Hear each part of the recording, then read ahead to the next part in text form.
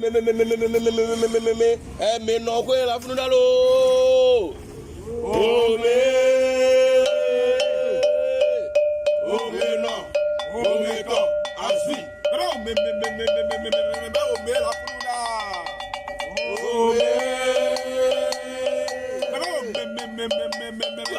la funu da. Ome no. Ome to. Asui. On va pas les voix, dans les voix.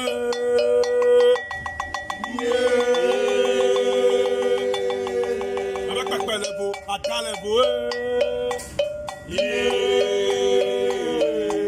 Les voix, dans les voix. On va pas les voix, dans les voix.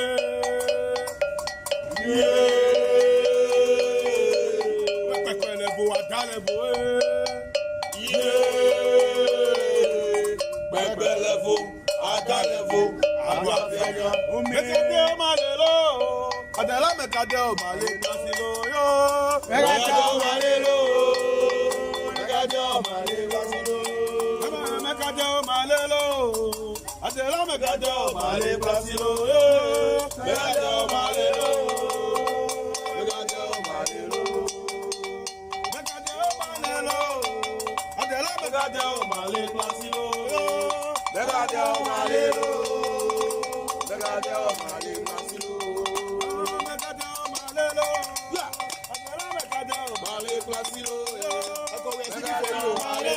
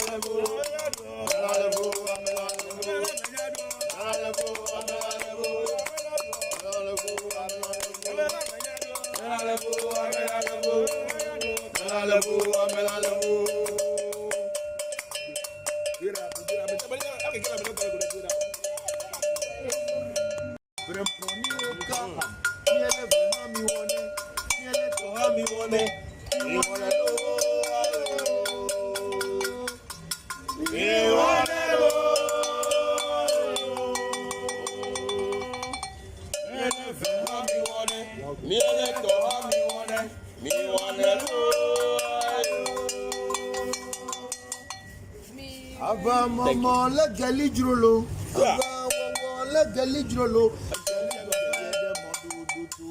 Awi now,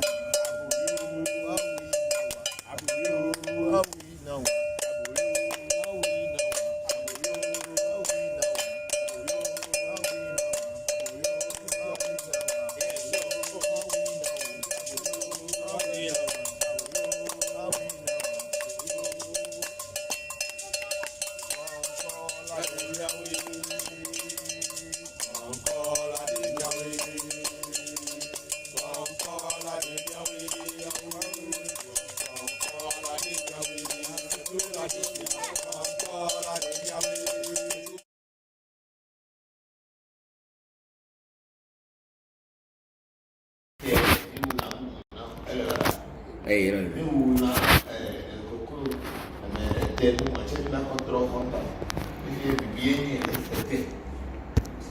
Menado. Mas pemene trono. Gana ma du tene ma ko kule mo gana ma du tene ko do enya ahe ko do la me tasima ni no asupa a obi le mo no. Be. Odomulo. Emo no no. Mo.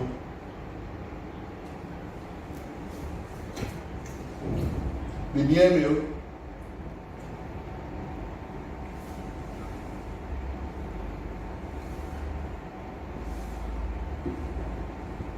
Emi o na anje ni mo no. Mulute.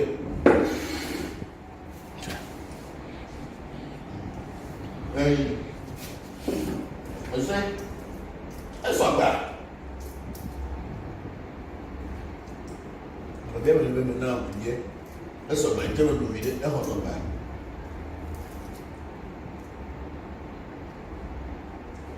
ndé ló pọtọ a susẹ yaba yẹ pọtọ a bàtà mi tẹ fàn dé lọ bẹ nkọ mẹ bàtà mi abẹ mi bẹ mẹbi tẹ ọmọ sá pẹlú mọsà ọwọ ẹdí bẹ dóye dà alẹ máa mú owó dà lọ yẹn. O redu ate ta hogwe sana ma o ta na bi redu ate to so we gbe ya sa gbe ata ni fa ata du ate file fa gbe ni ba sa gbe redu ta che jire ni ata du fa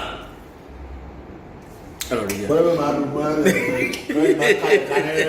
da si akpe ara ya lugo jama lui because enjele yen to redu ga ke ke mi le eselo ko nu wo ko mi gomere le ma du ni ni adu de ko para ma ku akpe ko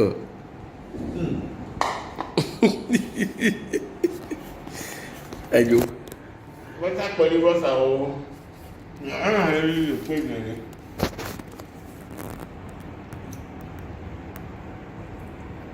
ńlẹ́lú ẹ̀tọ́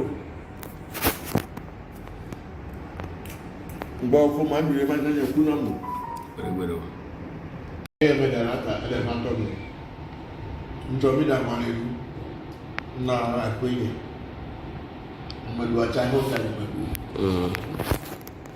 ẹ̀fẹ́ yẹn ìbọn lódò à kàrọ̀ kòkó kàdà nù mẹ́lú máa kàdà nù gàgà kọ́ ní tó máa dùn lébé wájú mẹ́lú máa náà kò jẹ́ máa tọ́ mi lókùnkọ́ madu wazu kuna o wazu dona o wazu nyao ahe ko dola me de kemacho mẹ́lú mẹ́lú kò lókò fún ẹ̀dùn mọ́tò rí cause mi abe dudu erife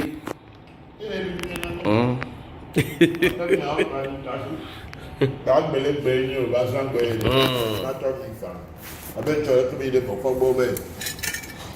ayi me gala yidu Bàkẹ́ gbẹmí yẹ ọbẹ̀ tọ́nà gbàlẹ̀ nínú ta. mi du Ẹ̀pẹ́ ká gbàgbọ́ nínú ta sigbe enu he me du ogbe ke mi le konu okwa ya ti mi abi kodo ẹ máa yẹ ẹ̀pẹ́ bọ́ o ní àtà mi lè dùn. tutu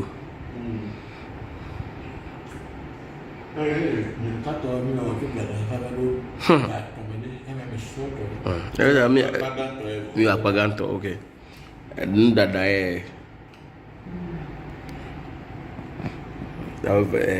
tron domenye de vigna yo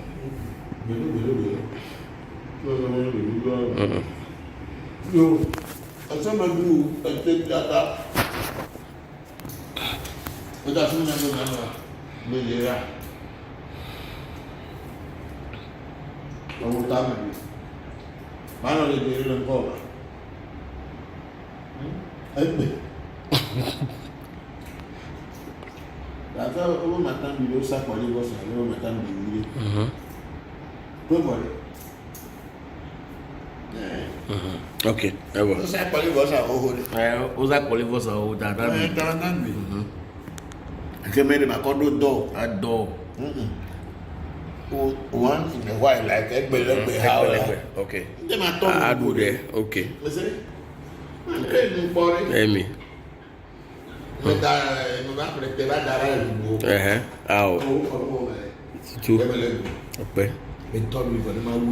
Okay.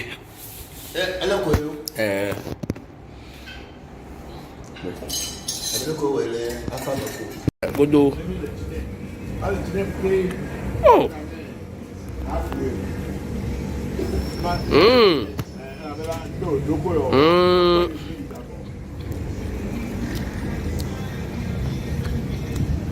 Edo ko.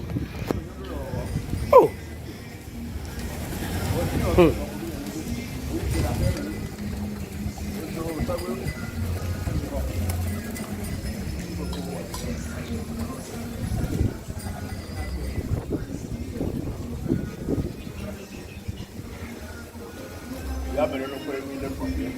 Okay. Okay. Le kuti la gba me. Ile ti la gba me. Le buaji. Okay.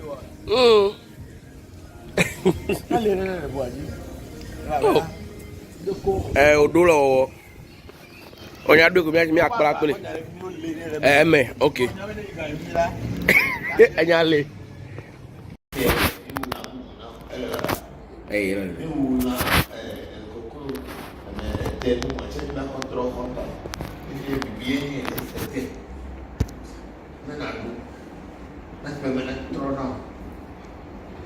Ganama du tenema kwa kule mo ganama du tenema kwa do enya aka ko do la me jasi na nyu asupa awo bi le mo no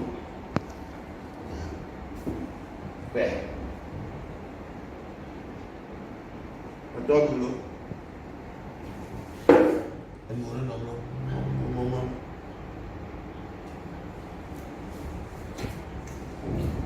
bibi emi o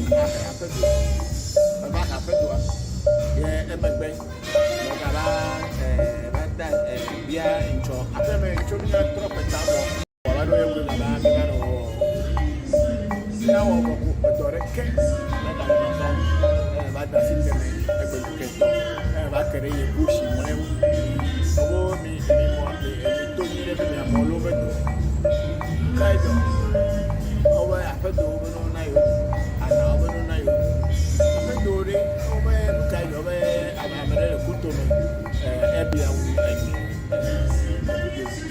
mi de pe di yo ba to re wo ya wa ji be e bia wu da ele be kai jo o you know that ele wo yo celestine ya wa boku akubia celestine ya wa boku akubia ma yo se ton jachi na ofochi ni so kuto me na fa na boku re na akebo me fa na e bia be ka to bia o bia wa na o na o ko bia ko boku no ko da ya gbere e dudu na o re kaja efisi gbegbe kaka na kaja da o be jachi ni to me fa na o na to boku me fa na ko bi ma asi ne ba e ma we ko mi le ko mo no guru che no no ba no no ari ko ne ba che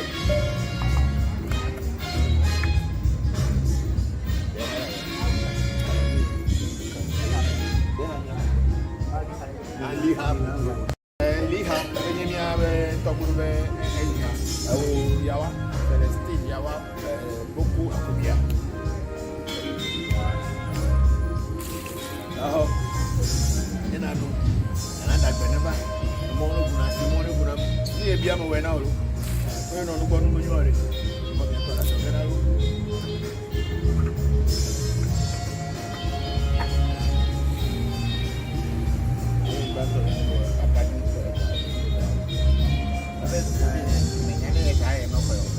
oh ya be deja enero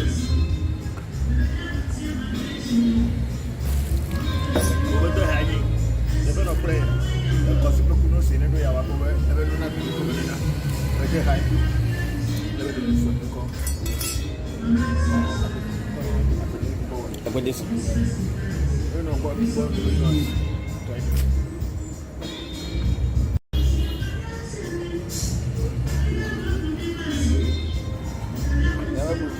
no yawa buji yawa se wona me do gbara me yo ko e ka jo me la bia wo kasi yo bi mo se be bi me ma ko bu ni se be na to na yi o da na no me se o to we na bi o to me ne boko o to se wu o to ne bobo to ne bobo no senu to ne senu Nova yes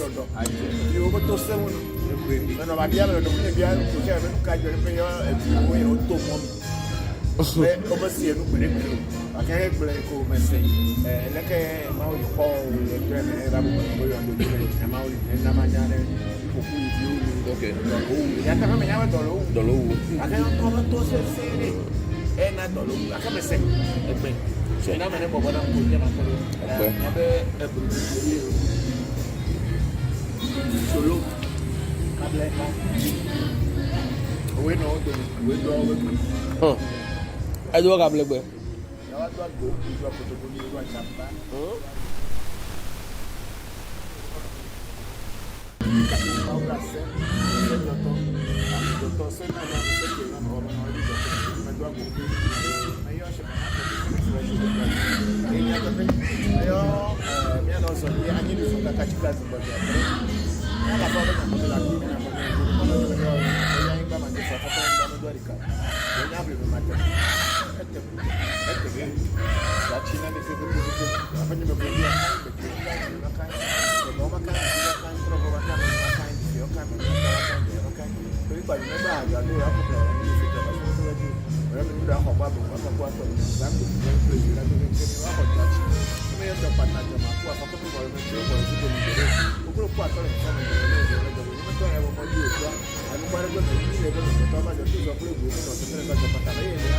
Yo pata.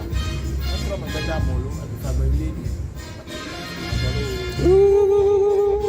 Kalau pata, tapi mereka mesti beli. Sampai dia tak dapat beli.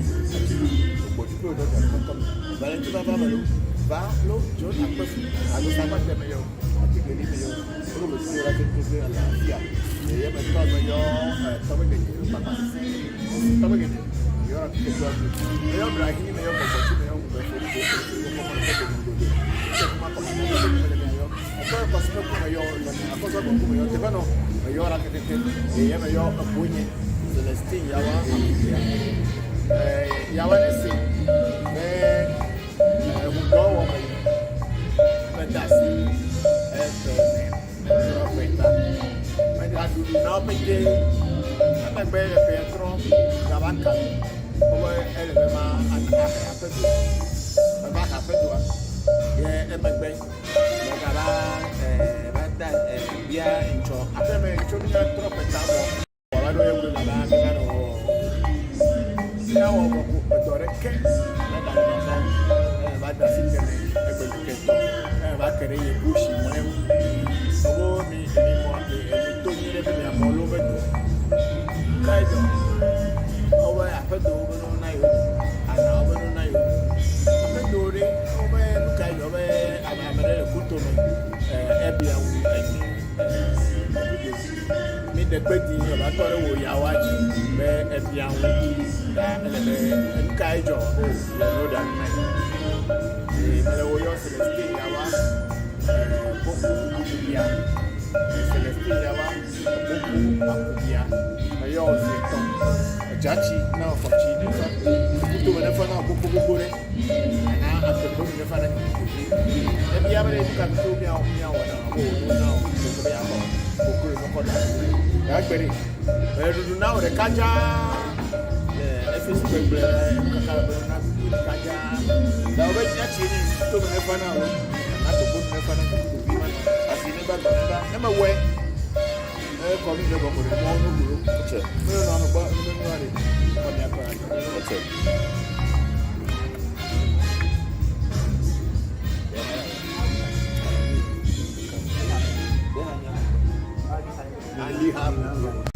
Liha enye mi ave to guru be enye o yawa Celestine Yawa Bokor Akubia. Oh, ina no. Ana da gbeneba. Mo no guna. Ni e bia mo we na o. Ko no no gbonu mo yore. Ko bi to da se na ro.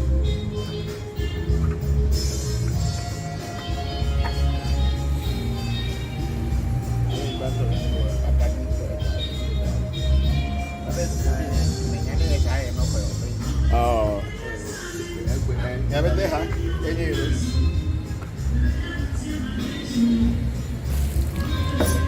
Allí. Después no pre. El concepto que uno tiene que ya va a poder ver una película. Hay que dejar. Debe de ser suerte con.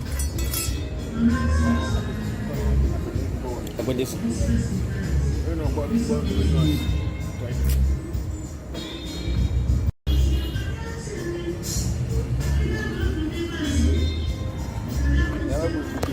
Yawa. Bunyi Yawa. Saya ada betul berapa yang kau. Kita jom yang tak jauh. Kasih jom you mau kita beli ni mampu pun kita atau ni view. Dan mesti untuk awak ni view betul mana Bokor. Betul sewun. Betul lah Bobo. Lo senu. Betul lah senu. Yes. Over. Yes, please.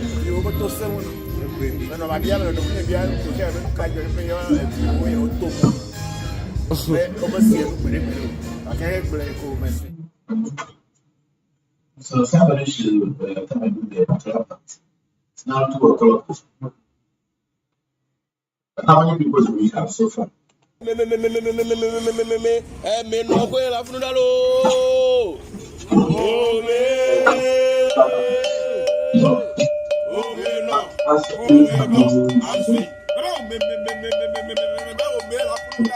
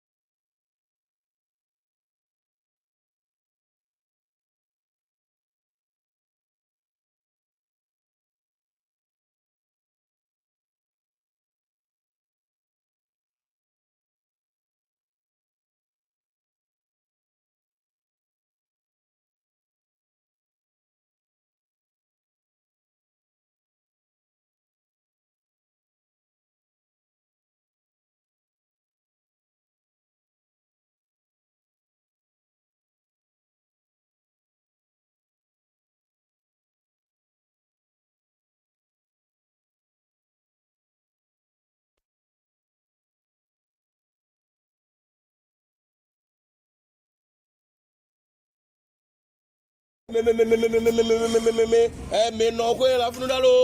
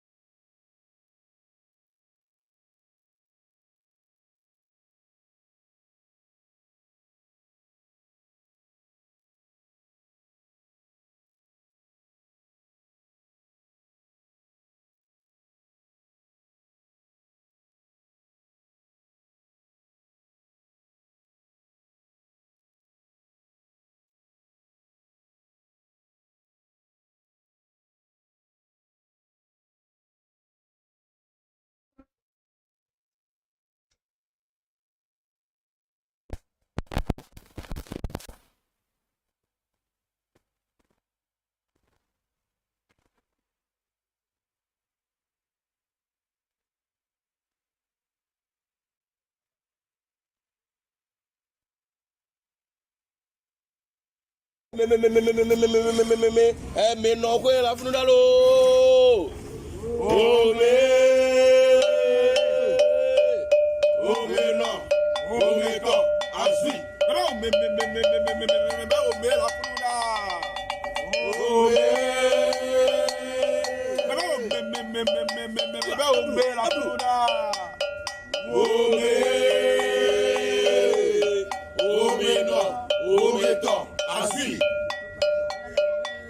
pẹpẹ levo ada levo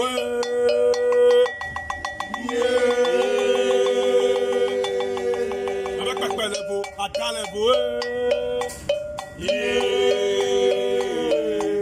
pẹpẹ.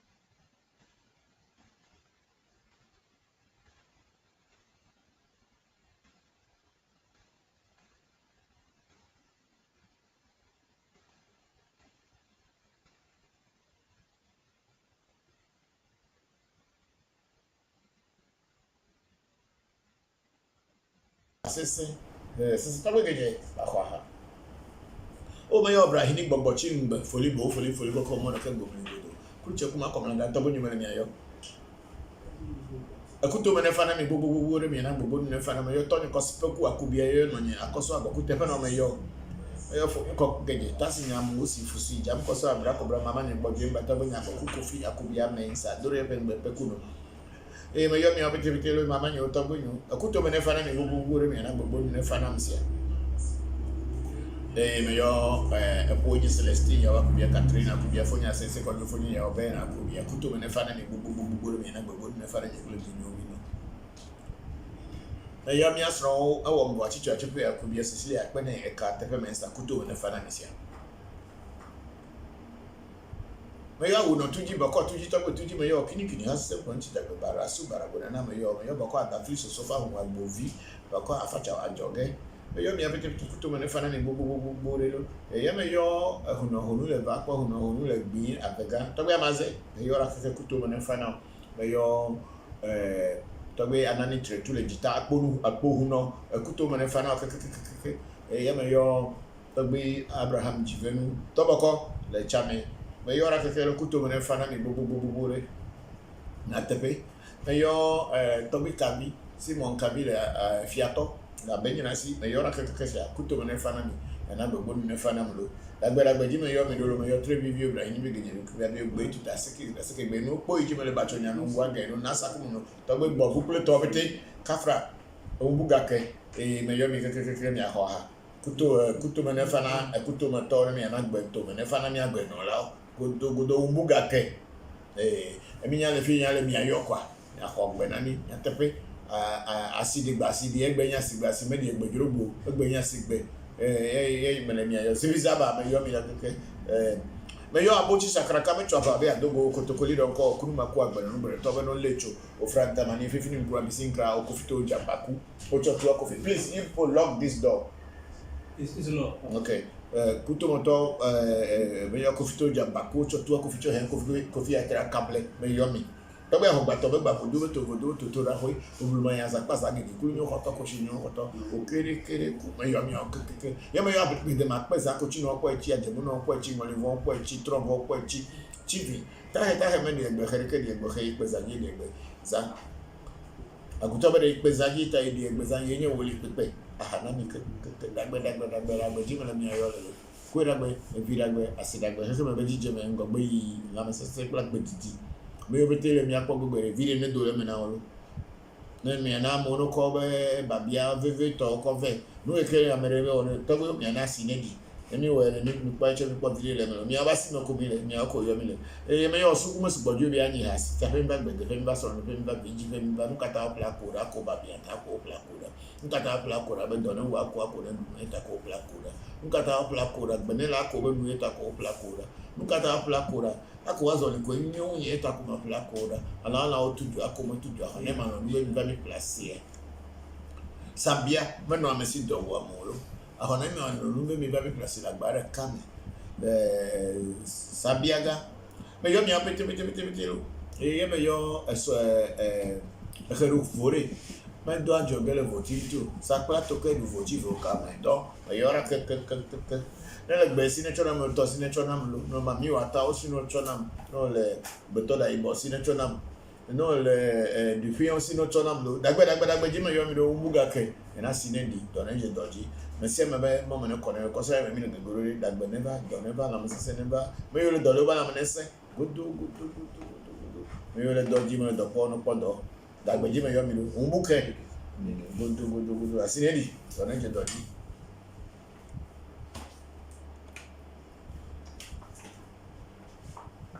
Yes, I am now set. We are going. So We are fetching the questions for you. Okay, fetch the questions for me so that I can start answering. Sometimes sitting in the office here also looks very comfortable.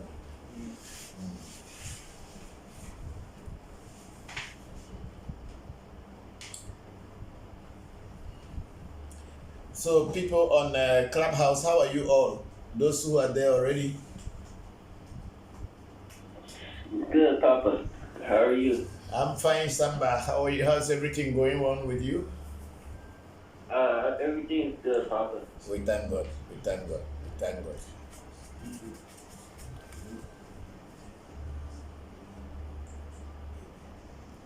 Is my sound good today? We got a new microphone, a special powerful one. Yes, Papa. The sound is great. Oh, thank you, Shamba. Thank you very much.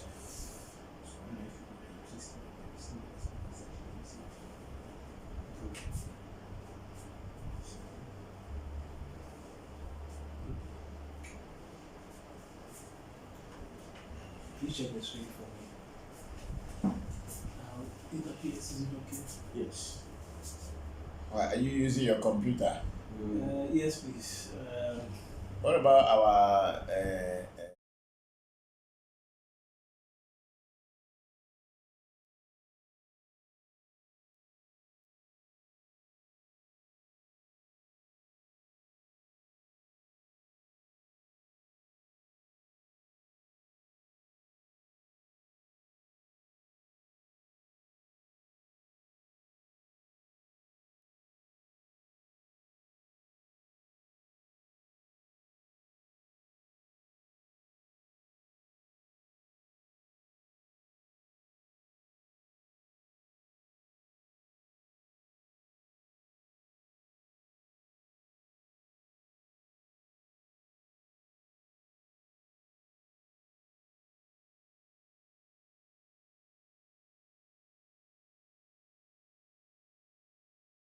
So And Kofi is not here.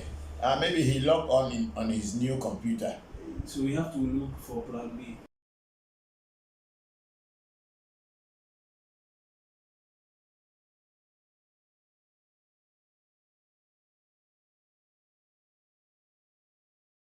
For joining the section. Then we have a Martin Walanyo Tameklo. Nice one, Toby. Thank you very much, Martin Walanyo. We are very grateful that you joined the section. We have Samuel Amu, which is covering his face with the referee symbol there. Is it how do you call? Is it symbol you call it or what? Emoji. Yeah, okay. And Samuel Amu. And then we have Ifakemi Aisha Maskenet saying that blessings to all, much love, family, Asheo. Thank you very much, big sister Ifakemi. We are very grateful that you joined us. And then Ifadara, big sister Ifadara is saying grand blessing, family. Thank you very much, big sister Ifadara. We are very grateful. I think your thing is shaking. It's going on and off. Sorry. Yeah. So let's go bring them down. We have Samuel. Oh no, come. The Samuel Amu is only showing the emoji of a referee who covers their face and a rose flower. Like them, just like them, and then you know that you have seen it already. If you don't like them, you won't see that. Like all his this thing, then we will know. Yeah.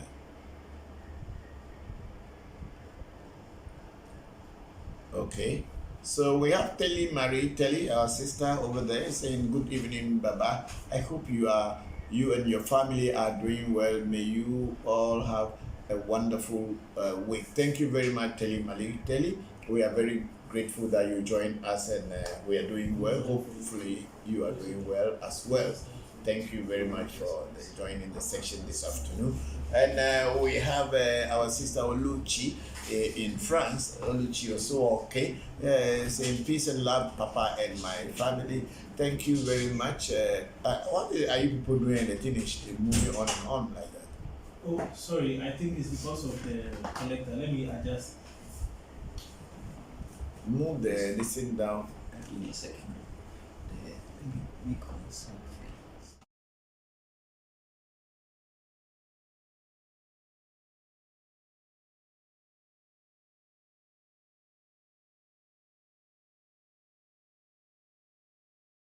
Oluchi is kids. He say here. Thank you very much. Then we have Patricia Amor. If you're there, say yes, the sound is great. Thank you very much. Please be liking the thing. Once I'm reading, be liking it so that we don't go back to it again. Then we have Julius Hobson Vespers saying good afternoon, Papa. I joined late. No, Julius, we're just starting because people don't come. When we start early, people do not come, so we wait now. So now people are here, so we can now talk. Then Patricia Amo is saying, good afternoon, Papa. Please, when you've been initiated into Abraxas, are there anything you have?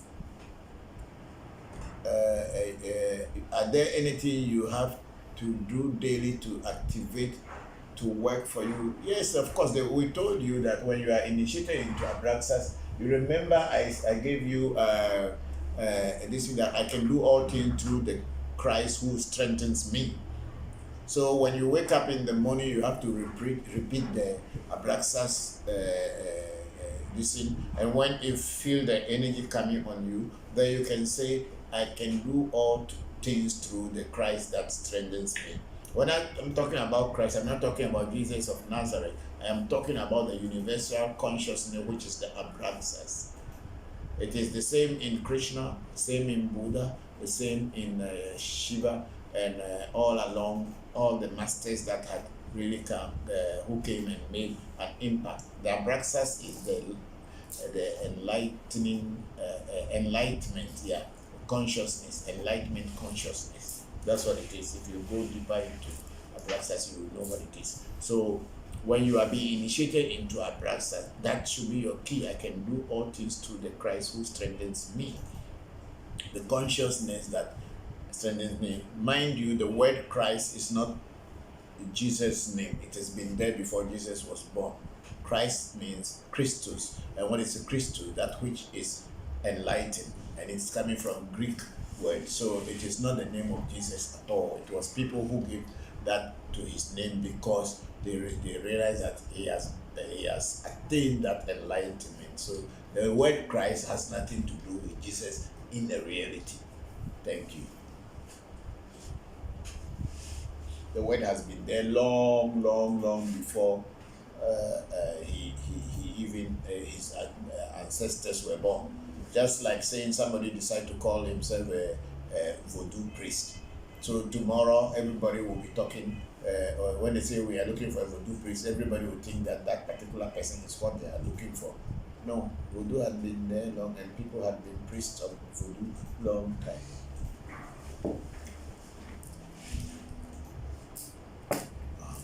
That's enough actually. Okay, move from. This thing kept moving on. What is happening? What are you people doing? It keeps going. What is the issue? Please hold on while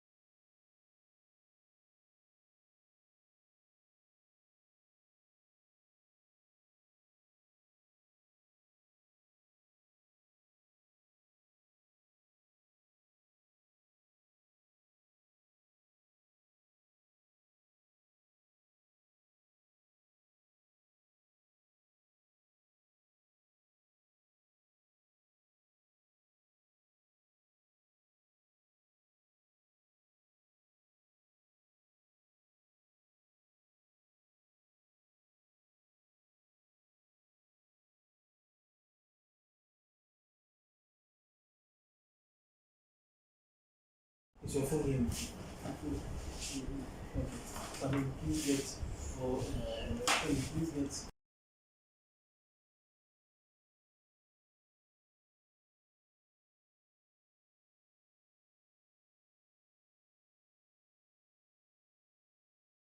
people who were initiated into Abraxas in the very time when we initiated them, that you can do all things through the Christ who strengthens you.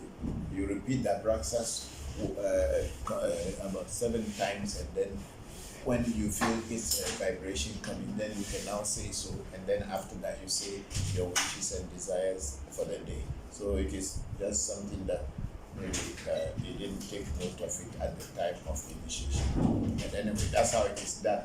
And then go up, move the listing up. Let me see.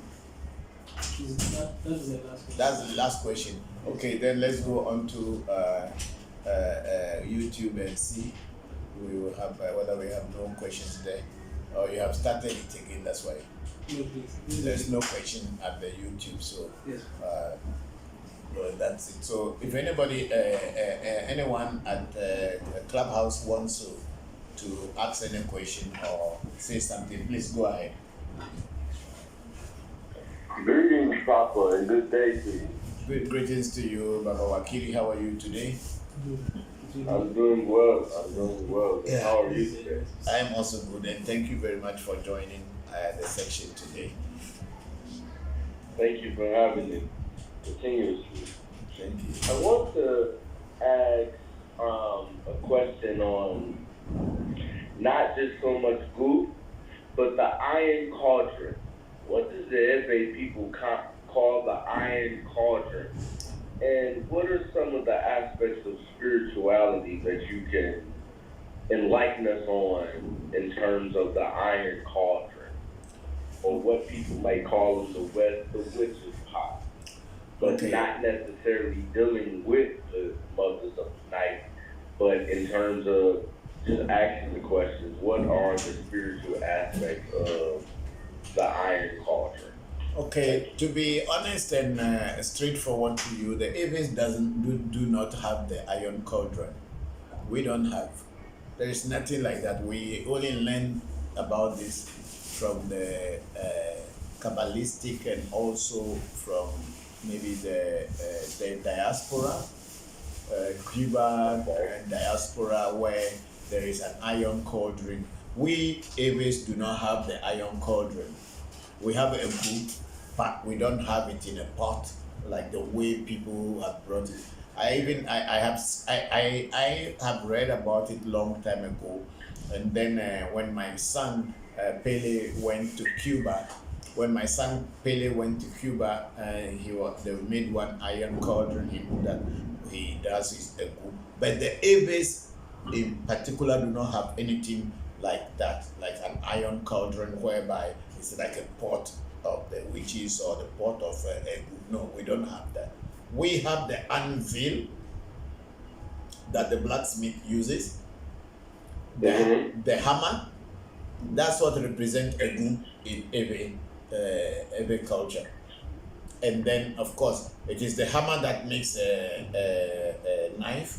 It's the hammer and the anvil that makes gun. The hammer and the anvil, that's the one who shapes anything iron. So the hammer and the anvil is what represents a group in every voodoo, not the iron cauldron. We don't have that. Interesting. Yeah, very, very interesting. I think the iron cauldron really came in when during the Maafa, the slave trade, and when the Congo and the Yoruba people and Benin people came together with the Palo, and they used the pots and the cauldron in the Congo to build different spirits as well. Okay, thank you, Papa. So in every culture there is no pot, especially the egu pot or iron cauldron. We don't have that. Once there is an anvil and there is the hammer that beats the iron, we have our egu already. I understand that. Thank you. You The are. iron, the anvil and the hammer Yeah, is the aspect of goo. it's a representation of And goo. goo. Yeah, in the sense that the anvil is a iron metal, and then of course the hammer is also an iron. It is the female and the male, the two of them are playing, the female and the male, to shape and create anything that is being created with iron. But without the two, there is nothing. There is no cauldron, there's no pot, there's nothing. So Right. The hammer and the anvil. yeah, they represent a goo. So the pot and all these things from a different cultural concept, not heavy. I share. Yeah. One last question at this time. Yes. So, in the event, a goo has a masculine and a feminine side. Yes, because when you look at the anvil, it's a broader one, and then the hammer, the two of them are working together to shape and create. So even though people may not associate them with male and female, but they can say the positive and the negative are creating. So that's what that is what it represents. Because mostly in our tradition, there is not too many of male, female. Some spirits are just male and some are just female. That's what how it is. It is some, you don't really see male and female together as in one spirit. But then when you go into what do you call it, Ifa or Afa, then maybe that's where male and female words come in. Yeah. But herbs, yeah, in herbs they will say, oh, this is the male and this is the female. In herbs, yes. Thank you, Papa. You're welcome. Thank you very much, Daba Wakiri, for the question.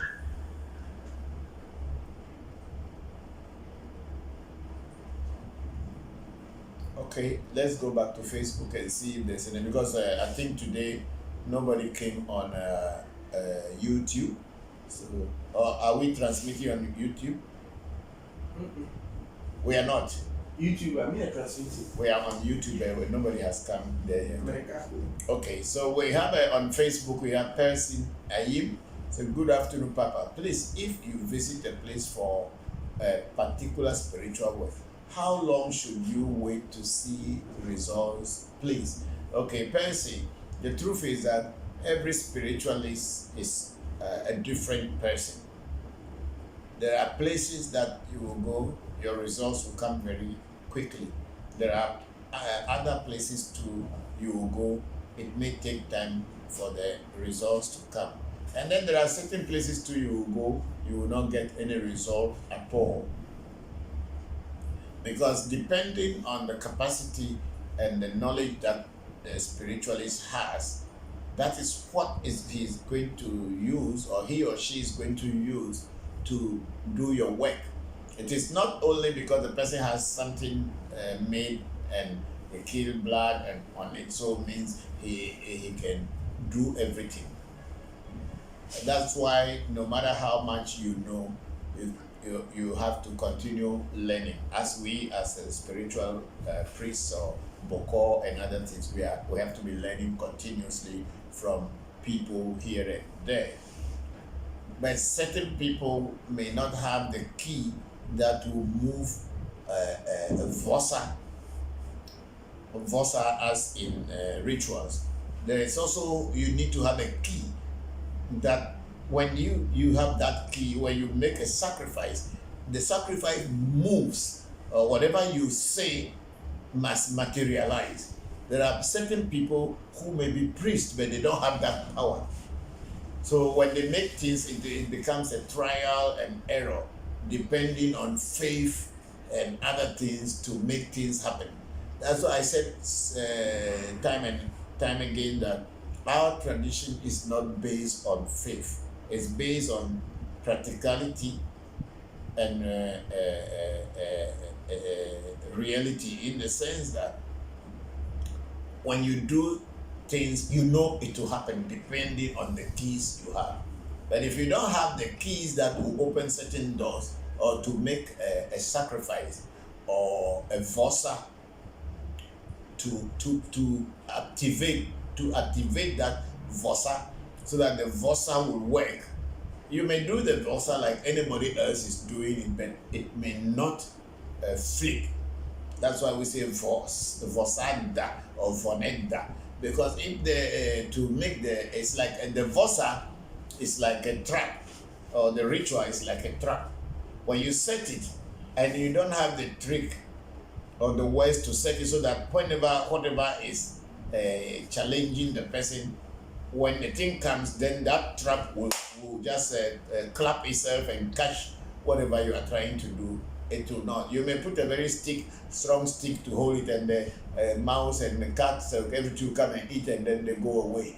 But you have to have that very slim and light key, that when it comes from your mouth, that will trick the trap, so that the trap can work. So I don't know whether it's making sense, but not everybody who can make vosa and the vosa will work quickly. Sometimes also, you as a person who is going there, maybe there are some other things that are blocking your way, which needed to be removed. So when those things aren't removed and you are expecting to see result in whatever you've gone there to do, sometimes it won't. That's why it is very important that before you go to any place to do any spiritual work for you, do a reading. In the reading, you will be given direction on things that are worrying you, things that are blocking your chances, things that are around you and are not making you move forward. And a very good priest will tell you to attend to all these things that are blocking or putting a blockade in your life. And when you do those things, anytime they do a work or spiritual work for you, things move. But if those things are still in place and you are thinking that, my problem is that I lost my job and I want to get my job back, and then somebody will do a spiritual work for you, okay, get your job back, and you are not getting your job back. But maybe in your system, what is blocking you before you lost your job is still there. So when the person makes a ritual for you, the ritual may be perfectly correct, but it is not going to overcome what is holding or blocking you. So the best thing is to clear what is blocking you, so when a ritual is done for you, things become easy. So there is no time frame on this to say that, okay, if somebody do a vosa or a spiritual work for you, by this time you should see the result. But if we want to look at it in the terms of nature normally takes 90 days to fulfill its work. So even if you plant a corn today, no matter how hungry you are, the corn cannot grow that very day and you can eat. But if you continue nurturing it and watering it and also clearing the bush and the grasses around it, within 90 days or by 90th day, that corn will grow, be strong, bring the corn cobs out, and there will be grains on the cobs, and you can eat. So you can say that if someone does a spiritual work for you, and you can be expecting that within a 0 day to about 90 days, there should be a result. That is taking nature's time. But then there are people who have keys, which the other day Shamba was asking that question on Volu. Volu is a key that when you are given, it's also an initiation. When you are a priest and you are initiated into a Volu, it gives you the authority in the spiritual world, so that when you do things, the spirit spiritual world listen to you and act on it. So, Percy, I think that is it. So we can just give nature's time. Say by 90 days, if you don't see answer, you should go back to the priest and then ask them to check again and see what is going wrong. Then we have Jacob Doe. Please, what does the reading involve? Reading involve whatever is worrying you.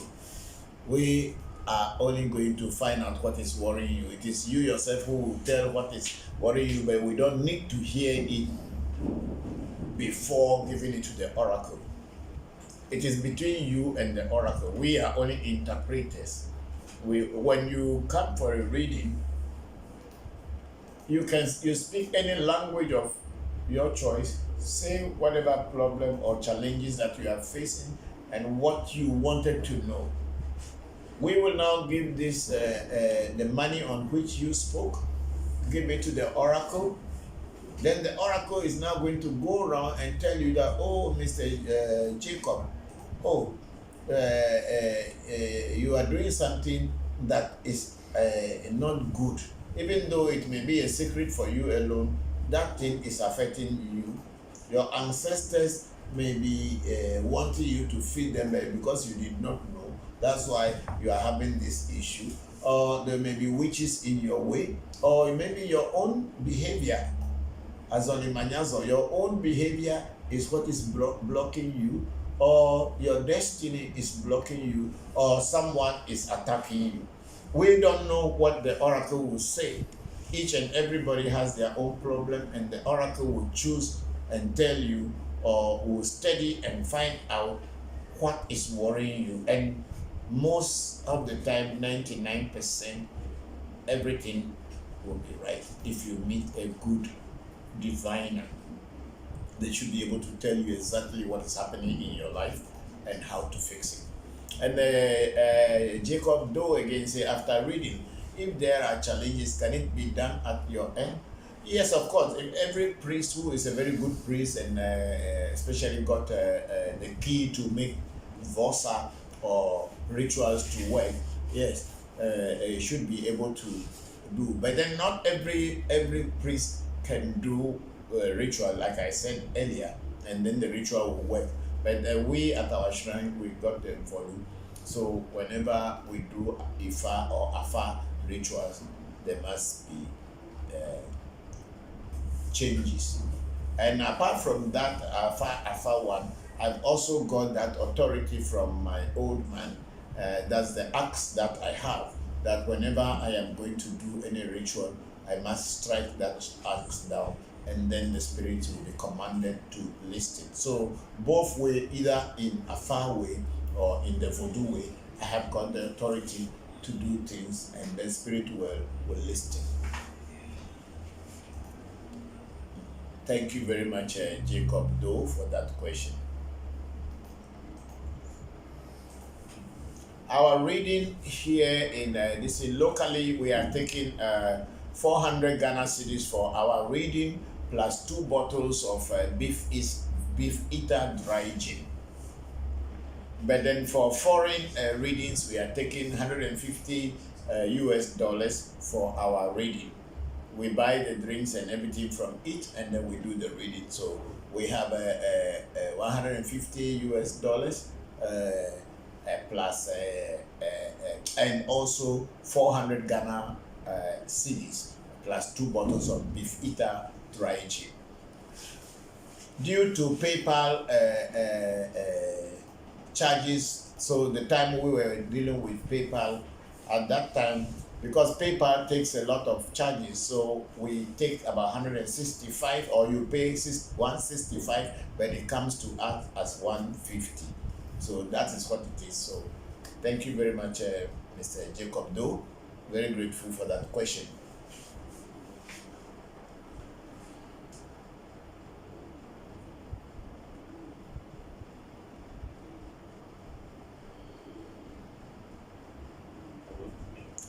Yes, hello, go ahead, please speak loud. Okay, this is Daniel. Yeah, Samuel, you better bring your mouth close to your microphone because I cannot hear you well. Is this better? Yes, much better. Okay, I wanted to know what is the difference between giving libation to your ancestors and feeding your ancestors? There's a very big difference between them. Feeding your ancestors have to do with food.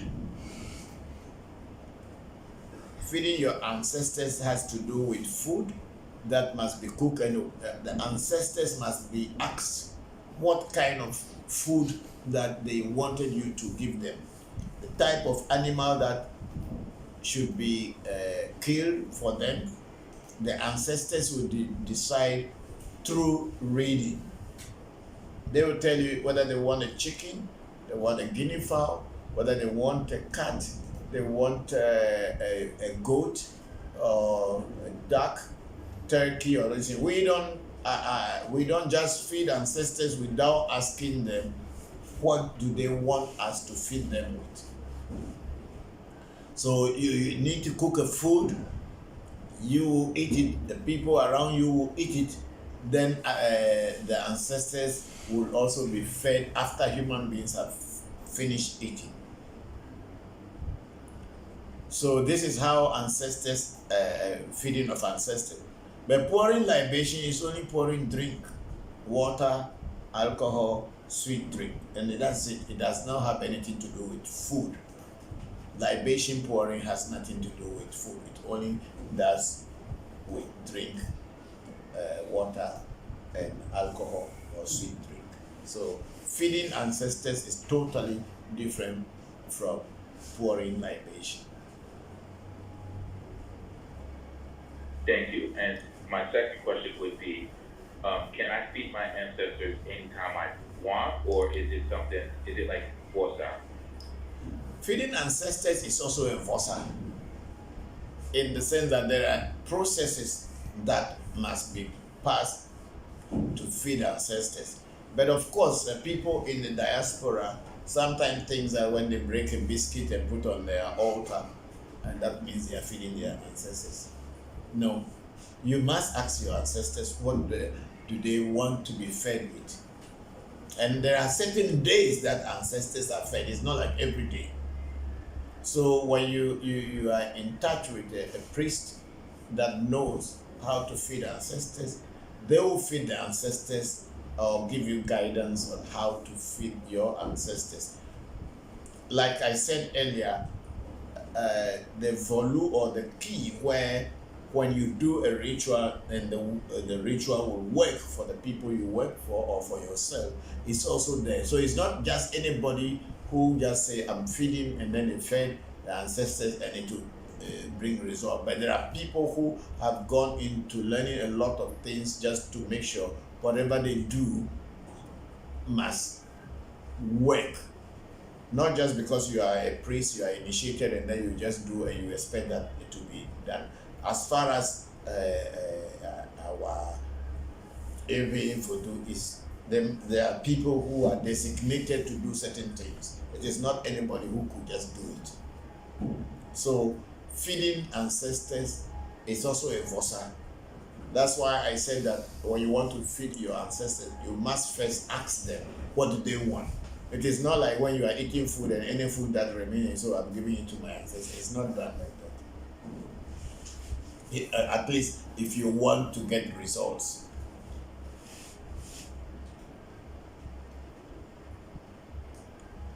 Okay, thank you very much. You're welcome. Thank you very much, Samuel.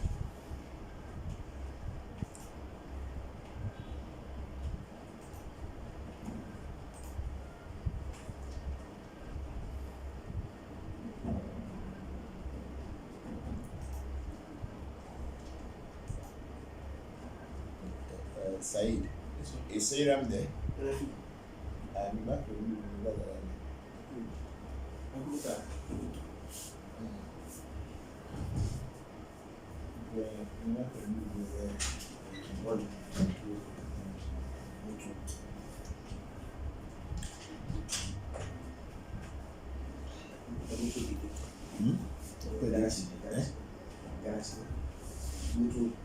yeah.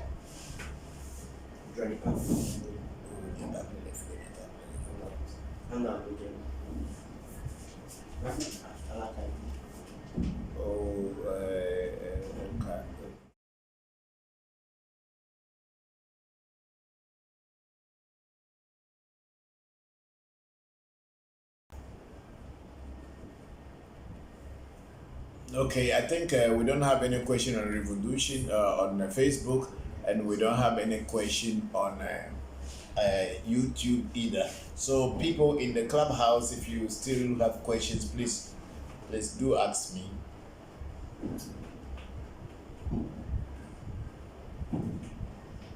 Okay, hello, this is Samuel again. Yes, Samuel. Okay, so my next question would be, let's say there was a Babalawo who has been initiated into Ifa already, and he can do everything, but he wants to learn Afa from you. Would you be willing to teach such a person? Or Because do you recommend, there is you no know, he does difference, do something like that? Samuel, there's no difference between Ifa and Afa. There is no difference between Ifa and Afa. It's the same thing. Because in Afa, you are going to even mention all the Odus in Yoruba language.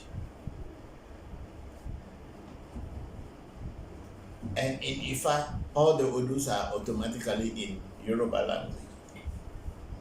The only difference between the Ewe people making Fa or doing Fa or Ifa is we use the Ifa or Afa to find out how we can work our voodoo so that the voodoo can be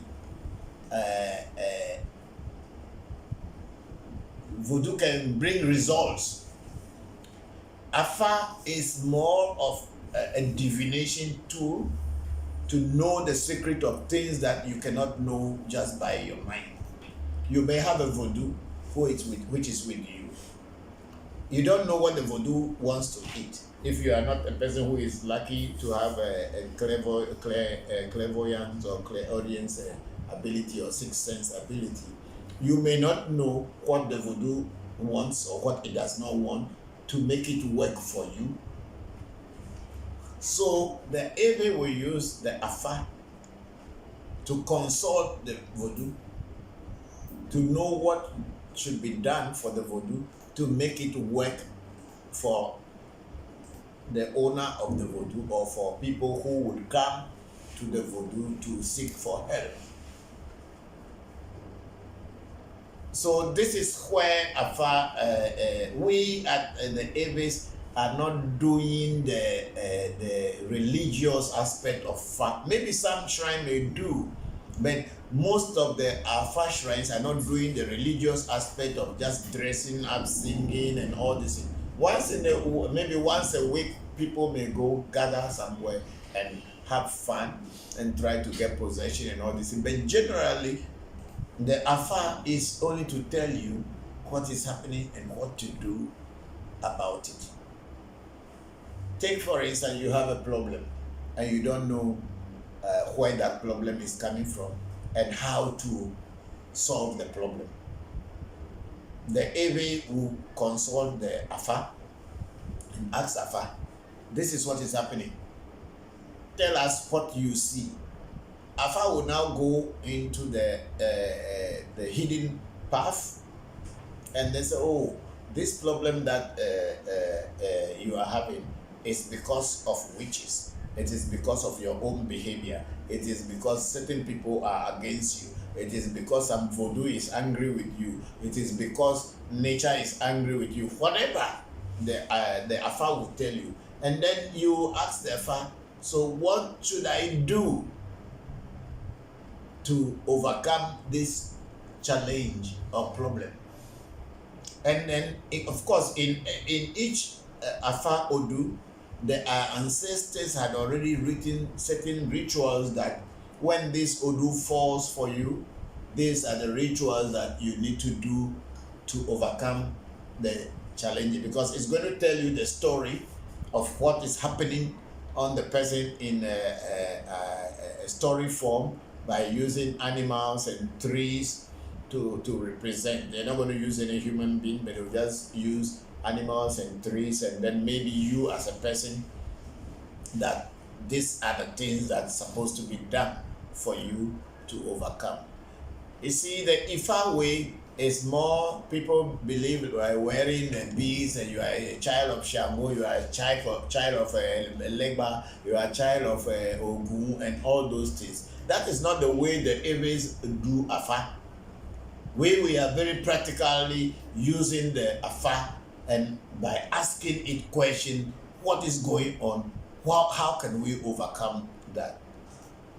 But most people I have seen mostly just to wear the beads and then have fun and going to dance and all this thing. But so Afa and Ifa is not that different. So it's not like when you are being initiated into Ifa that you come and learn Afa. It is the same oracle that you are on in Ifa. It's the same oracle that we will use now and tell you what the story of your life is in your oracle and how to go about your life and what things you should do to be successful in whatever you are doing. So it is not like coming to learn Afa, but then maybe learn more about what you have already. And that's the way I will put it. To learn more about what you have already and then break it down to a practical usage for you than just being something you have and you are worshiping it. Nobody is worshiping Afa in every language or in every voodoo. We are not worshiping Afa. We ask Afa to tell us what we can do and put things right, but not by praying and hoping and having faith. You don't need faith. So Samuel, that's what it is. Thank you very much. You're welcome. Thank you too. Papa, Yes. I have 2 questions. Yes, Baba. First one is that a lot of people get initiated all the time to many different things.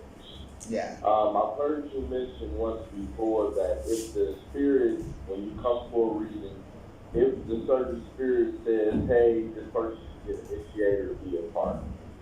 On the flip side, Yeah. if a spirit says, I do not want to work with this person, is it possible at all for this person to be initiated or to receive this certain voodoo or spirit at any point in time?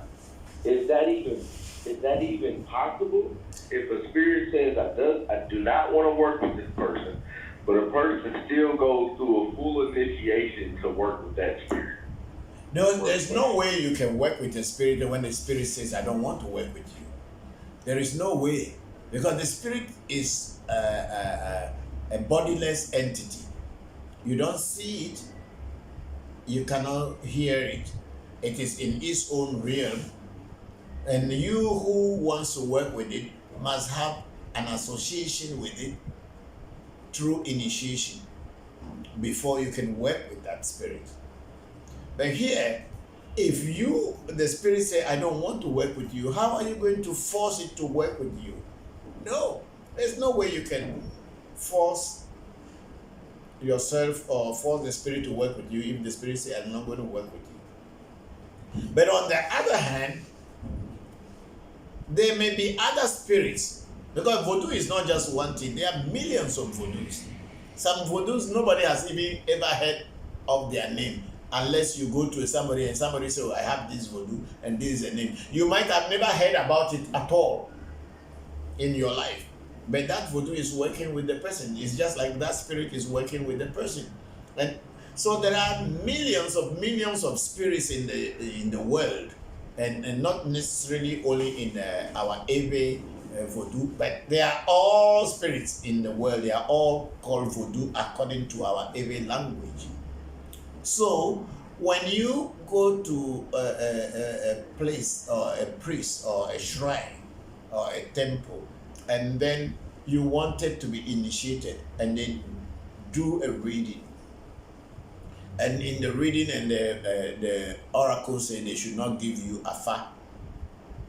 Okay, the oracle is also going to give you reasons why they shouldn't give you Fa, because maybe it is not going to be good for you at this time. So don't get Fa. You can ask the question, okay, if I cannot be initiated into Fa, can I be initiated into anything apart from Fa? And if the oracle say yes, you should be initiated into something. Now they have to find out which spirit that will want to work with you and then initiate you into it. Maybe after you start working with spirits or initiated into voodoo and or one voodoo, because voodoos are plenty, so you can't say you are initiated into voodoo, one voodoo, that means you are initiated into all the voodoos in the world. No, voodoos all have their names, and each one that you want to work with is what you must be initiated into it when the voodoo agrees to work with you. So being initiated into one single voodoo does not mean you are initiated into all voodoos in the world, whereby you say, I'm an initiate of voodoo. No, I will ask you, which voodoo are you initiated into? That's how it is. It is not like when you are initiated into one voodoo, then you are initiated into all voodoos in the world. Unlike Ifa, whereby, or Afa, when you are initiated into Afa, you can go everywhere, because Afa is also a voodoo on its own. Afa on its own is also a voodoo. That's why the Ebe is called Afa Anagoweyebe. It's also a voodoo on its own. So if you are initiated into Afa or Ifa, that means you are initiated into that voodoo. But that doesn't mean there are not many other voodoos among the Yorubas which are apart from Ifa or Afa that they are working with. There are so many other spirits that they work with which is not Afa or is not Ifa. So when you are initiated into a voodoo, there may be other voodoos that you are not initiated into.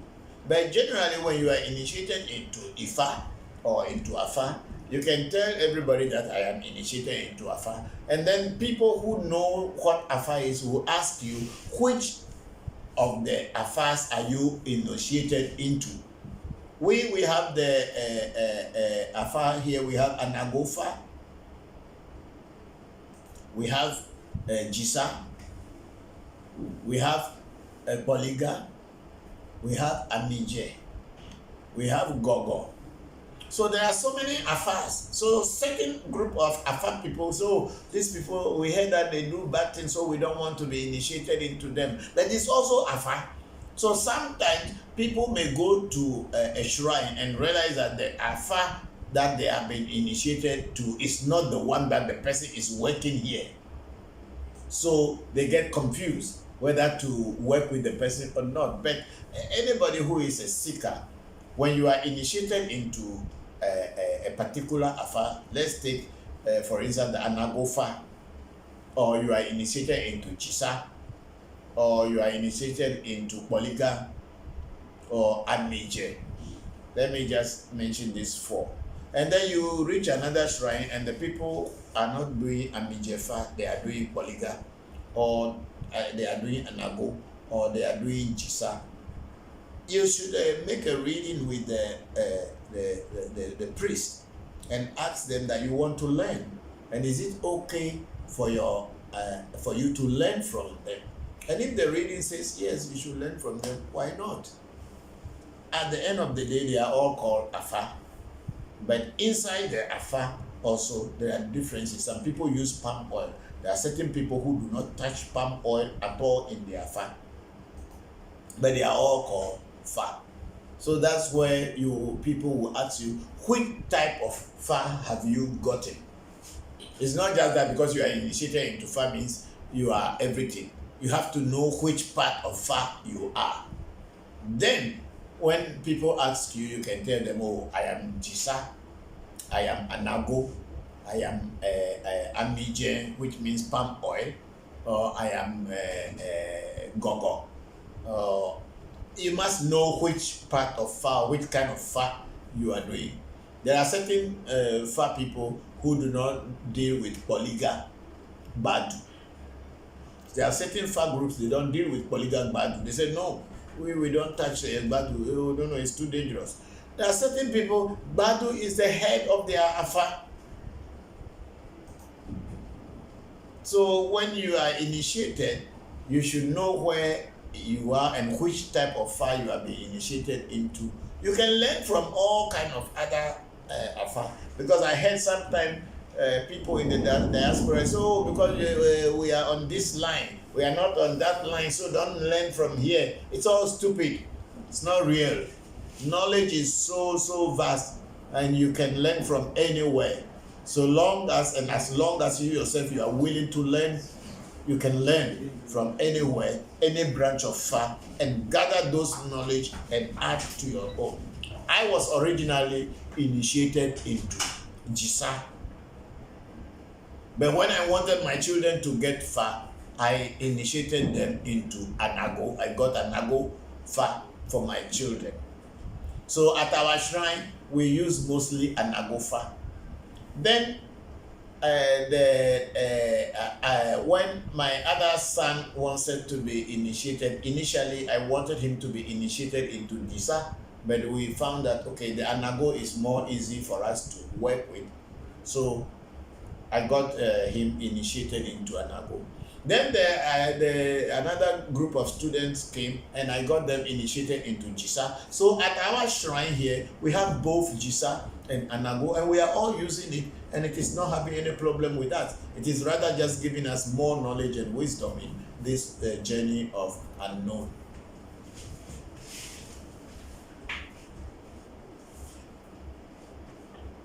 Thank you, Papa. Thank you. You're welcome. You're welcome. Well put in many ways. Mm-hmm. My second question Yes. was, we talked about spirits being active and inactive in a person's life. Yes. What if you have a spirit, or not so much a shrine, but the place where spirit is physically, or the physical body that we have put together for spirits to be housed in? If you have not worked with that physical body in a while, one time we talked about being able to reactivate. If you can't have any elders or people come as of yet, what would be some good things to begin the reactivation process until the elders can come and help finish the process? Thank you. Okay, if I understand your question very well, it's like you have a spirit or a voodoo, or you call it Orisha, whatever. The Hebrews will call Orisha voodoo. So when you have a voodoo or Orisha or a spirit that you are working with, and then somehow the spirit is no more active with you, how do you activate it to be active with you again? And that is where Fa comes in. That is where Afa comes into the work. You must now ask the voodoo, either by placing some money on the voodoo or the Orisha, asking the Orisha whether it is still active. Then this money, you kept it over the voodoo or the Orisha or the spirit that you have, which most of you in America call shrine. You place the money over it. You can let the money be there overnight, or you can even let it be there for about a week. Now you pick that money, put it into an envelope, or pick the money and then put the money down. This time your hands, your physical hands, should not touch the money anymore, because by leaving it on the voodoo or the Orisha or the spirit's vibration is going, the question that you ask will be going, it will be imprinted. It's like a microchip where information will be there, but when you look at the microchip, you cannot see anything until you put it into a computer or put it into any device that can read it. Baba Wakiri, are you with me? I am with you, Papa. So when you pick that money, don't let your bare hands touch the money anymore. This money, now you give it to your... Hold on. Yes. After you put it in the envelope. No, before putting it into the envelope.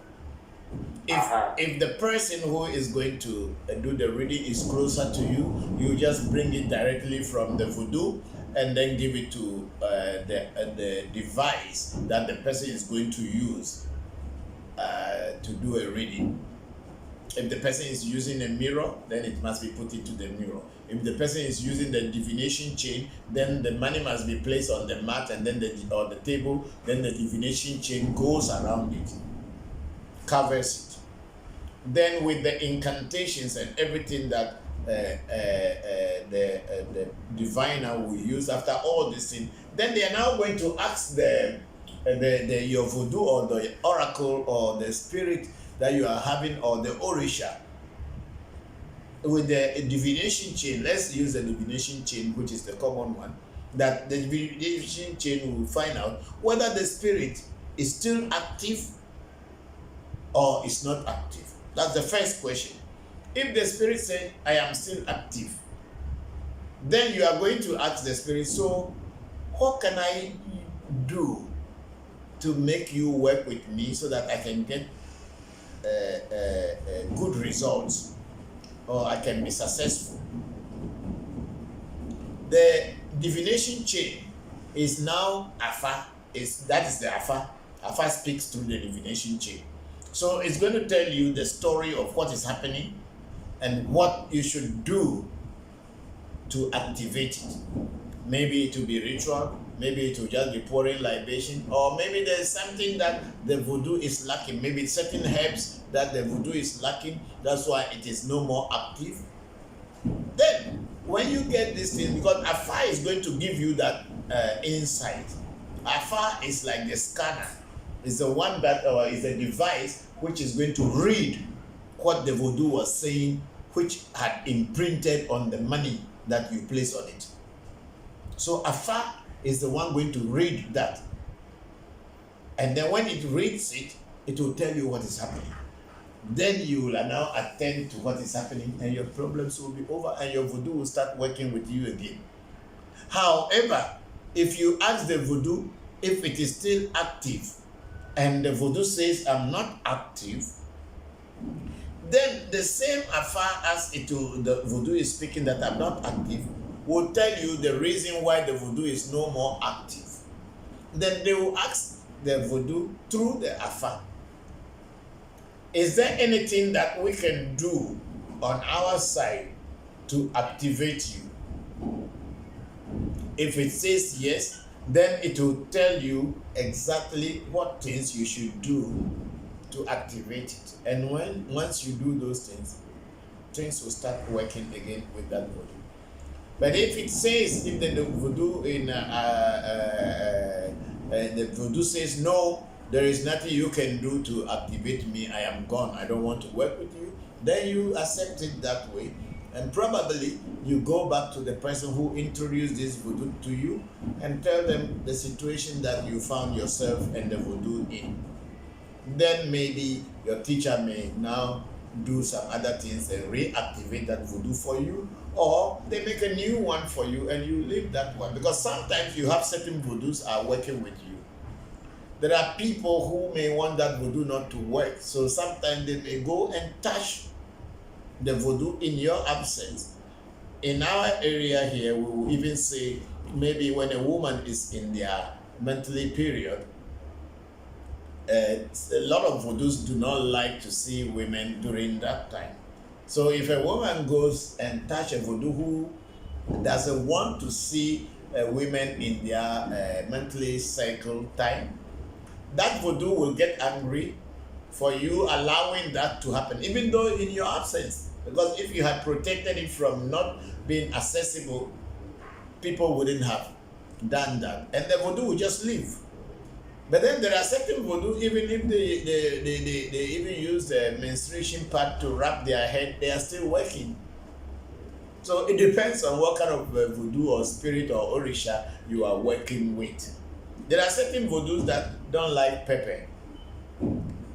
When you eat pepper or you pour pepper on them, they will stop working because they are taboo. So you must know what kind of spirit you are working with and what they like and what they do not like.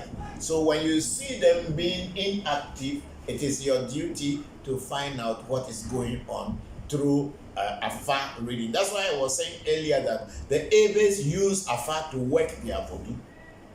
We will use Afa to ask questions to our voodoo so that we will know how to work the voodoo properly. The voodoo may have power, but because it cannot communicate with you directly, you are only pouring drink on it and feeding it. Maybe it's not even eating that food. But when you ask Afa or you use Afa to tell you what the voodoo wants and what it doesn't want, you will know what to do and you will follow. This is where maturity in spirituality comes. It's not just like anybody. So, Baba, if your voodoo is not working, find out why it's not working and ask it, is it still active? If it says yes, then you are lucky. Then ask through divination what and what you should do to let it work with you for success. Thank you very much. Thank you, Papa. My last question, and I'll hand the mic over to others. If you have any knowledge on Afa Ikabe, Ikabim, Ikaobe. Cowboy. We call it cowboy. A cowboy is saying that it is until something happens on a child before the child will look for the father. When a child becomes stubborn and you are trying to correct it and it's not listening, and when it goes out and have a problem, they will look for the father. The child will be looking for the father to find out what is so. So cowboy is actually talking, even if you are working with the voodoo, and then the voodoo, you throw the gumaga or they did the divination and it's cowboy. And then that is meaning that the spirit is trying to tell you that you have been doing something and it's not okay. Now you are in trouble and you are trying to find out what is happening. So it is like something happens to a child before a child will look for its parents. So that is what cowboy talks about. Thank you. You're welcome. Thank you, Baba. Okay, let me read people on YouTube. We have Mike Peria here. Hello, Mike. How are you? Thank you for joining us. He said, Bokor, can you talk about parents who marry their son or daughter in the spiritual? Many times the children do not know this. Of course, if they do not have help, it's very difficult. I don't understand how parents will marry their sons and daughters into the spiritual. There is nothing like that in my knowledge. I don't understand. There's no way you can marry your child to a spirit. I don't know. I've never had any experience whereby a parent will marry their child to a spirit. No. I've never heard it before. Maybe in another part of spiritual people do that, but what I know and I have learned over 40 plus years, there is nowhere I have ever heard that somebody was marrying their child to a spirit. You can never marry a child to a spirit unless a child, it is only through initiation. If you are trying to say that people initiated their children into a spirit without the children knowing, that's a different thing. But then if you say marrying a child to a spirit, I don't know. I believe very strongly that parents want to protect their children, and sometimes children as very young as even before a year, parents may initiate such children into a spirit's guidance so that the spirit can cover them and protect them. But it is not marriage, as you are saying. I don't think there's anything like that. To marry into a spirit, the spirit have to decide that it wants to be with you. You cannot just marry anybody to any spirit if the spirit does not agree. So I find your question very confusing, and I'm not very sure if I'm understanding the question. But if there's any other way you can frame it, and then I can understand. Because I cannot initiate my children into a spirit that I know that it will not protect them and guide them. So where is the marriage in this one? And when I initiate my children into a particular spirit, it is not my children who have to be doing anything. It is the spirit rather just have to protect them. And if the children grow up to certain age and they forgot, it is the work and the duty of the spirit to alert them that, oh, there is a spirit that has been following you from your childhood, which you are not aware of. Your parents or your ancestors have done this thing on your behalf when you were a baby, you did not know. Then the spirit must come to speak out and tell them what they should do for you to let the spirit work in your life. This is what I know. I don't know where parents will marry their daughters and sons to a particular spirit or into the spiritual, and then the children will be having difficulty. No, that I don't know. With all due respect, I'm sorry, I have not had much knowledge on that. But in every, yes, children can be born, or even before they will be born when they are in their mother's womb. A spirit can say that, oh, when this child is born, I want this child to be in charge of me. And then parents will start to do the rituals before the child will be born. So when the child come of age and begin to understand things, then they will introduce the spirit to the child and say, oh, before you were born, this spirit was saying that you should come and be in charge. So we have been living this down for you. Now that you are of age, please, this is the process. Do this, do that, and then you and the spirit can work together. So that is what is Mike Perea. And then we have Ian Campbell here. When someone dies, how long does the spirit of that death takes to join the ancestors? I think in normal belief, whether that is true or not, should be about 40 days. That's why when people die, we do the funerals and everything, and after 40 days, they do another 40 days ritual, which is like the sending off party for the departed spirit, 40 days, and then from there, that's the closure to that person's demise and spiritual things, unless people may do like after 1 year remembrance. But usually what I know is 40 days in our Ebe culture, but I don't know in many other cultures. But in Ebe culture, I know 40 days is the time that people say bye-bye to their loved ones. Said, in Islam, when people die, I think they do 40 days. That's the adua. Or they do it, but sometimes, like my father's home, they did the prayer and the day they buried him. So after the 40 days, they didn't do any 40 days. Okay, the very day they buried him, they did the prayer and that's it. Okay, maybe things are changing, but I know they do 40 days in Islam too. Anyway, you are Islamic. Yes, they do 40 days after the death of the person. Yes. Okay, so in Islam too, it is done like that, and I think Christianity also they do 40 days. But then in our tradition, 40 days is the time that that usually is done. So I think it is believed that the 40 days is when that person will join the ancestors and stop living among the living people. But when a person dies, their spirit still hungers and hovers around for some time. But then before the person will realize that I'm no more physical, and then will find his way to where it has to go. So 40 days is what I am aware of, but there may be other things in other places.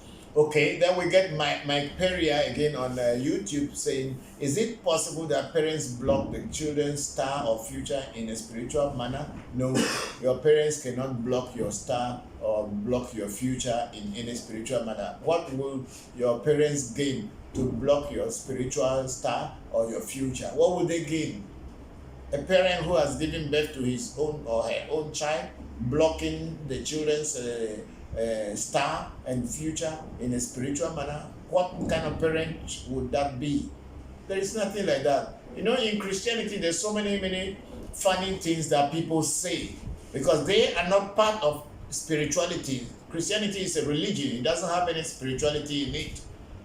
So, but they themselves call themselves that they are being spiritual.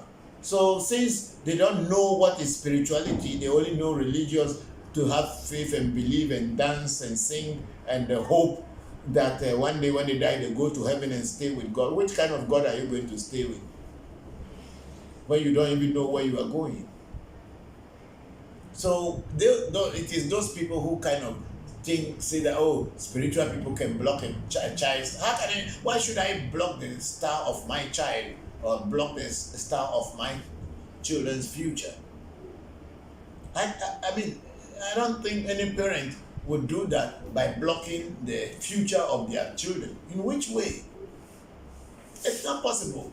The only thing which could happen is that maybe your father or your mother is a Christian or a religious person, and then your dad was a spiritual, trying to bring you up in your spiritual way, but your mother stole you away, or your father stole you away and wanted to bring you backwards by bringing you to religion.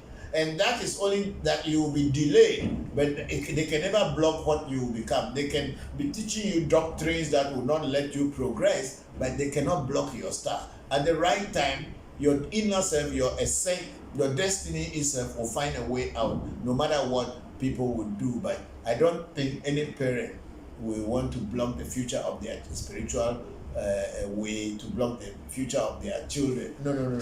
I cannot imagine any parent doing that, but then maybe there is. I cannot understand. And maybe out of ignorance, they may act in ways, and the child's spiritual progress may be delayed, but it can never be stopped. Okay, and then we have Ian Campbell again saying, can someone take away your? Can someone take away your blessing from you by giving you something to eat or doing some kind of rituals? No one can take your blessings away, but people can delay you. What I mean by nobody can take your blessing away, if a good luck is coming towards you, let's say, which is a blessing, and you yourself, you start announcing it to people that, oh, this good luck is coming, this good luck is coming. If there are ways people can confuse you and you look somewhere else and then good luck will come and pass you by, that is it.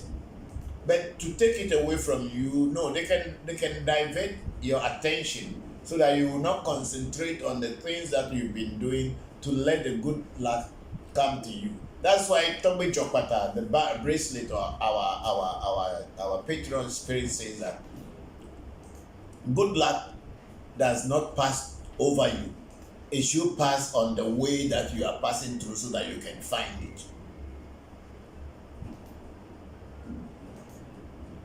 So if your good luck is coming and then somebody lifted you up with lie and the good luck passed away, it is not like the person has taken your good luck or blessings away from you. It is your attention that has been diverted and you were not able to concentrate to receive what was coming towards you. It is just like when rain is falling and you decide to use an umbrella to cover yourself. The rain will be falling, but it will not fall on you. It is not that somebody has taken the rain from you. It is you who is covering yourself with some umbrella.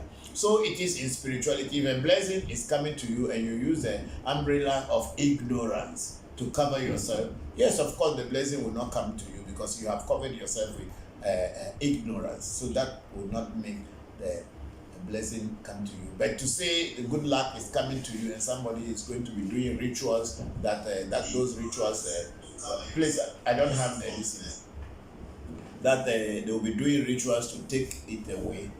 Yes, maybe in some ways when they say witches see that good things coming to you and the witches have done things so that you will not receive them. But then there are things you can do if you are always alert and following yourself and always making sure your attention is not diverted. When things are not happening, you ask, you do a reading, you do a divination to find out what is happening in your life, and then you fix it. That's how it's supposed to be. But when you are sleeping and you have been deceived by religious beliefs and faith that you have to wait that God is coming to send something to you, but you just believe. God is not anywhere else, it is within you. So if you alone can know yourself and do your spiritual work, there's no God in any skies anywhere that you are going to go to. It is you who is a God.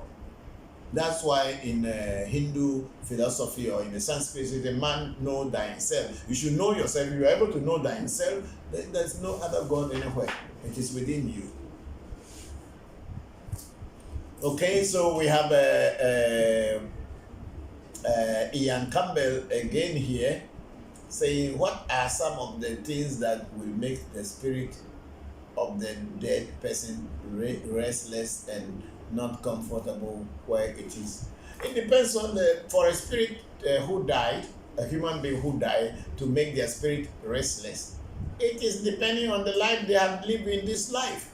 If they have lived a very bad life and did a lot of bad things to people, their spirit, if they are not able to pay all their dues by receiving what they have given out, if you cannot plant a tree, you cannot plant a mango tree and go and pluck coconut.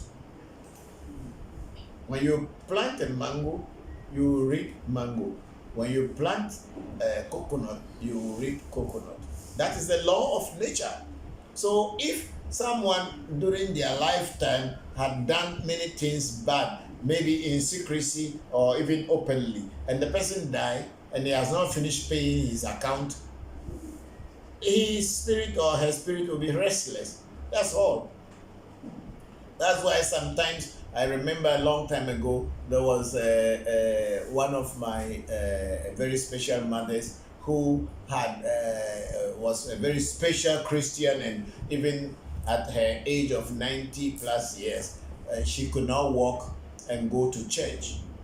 But the priest of the church usually will come to her house when it is time for communion. And then the priest will come and give her communion in the house. Not knowing secretly, she has so many other powers that she was using and nobody knew. So when she died, the priest and the Christians buried her very nicely. And it was a very beautiful funeral.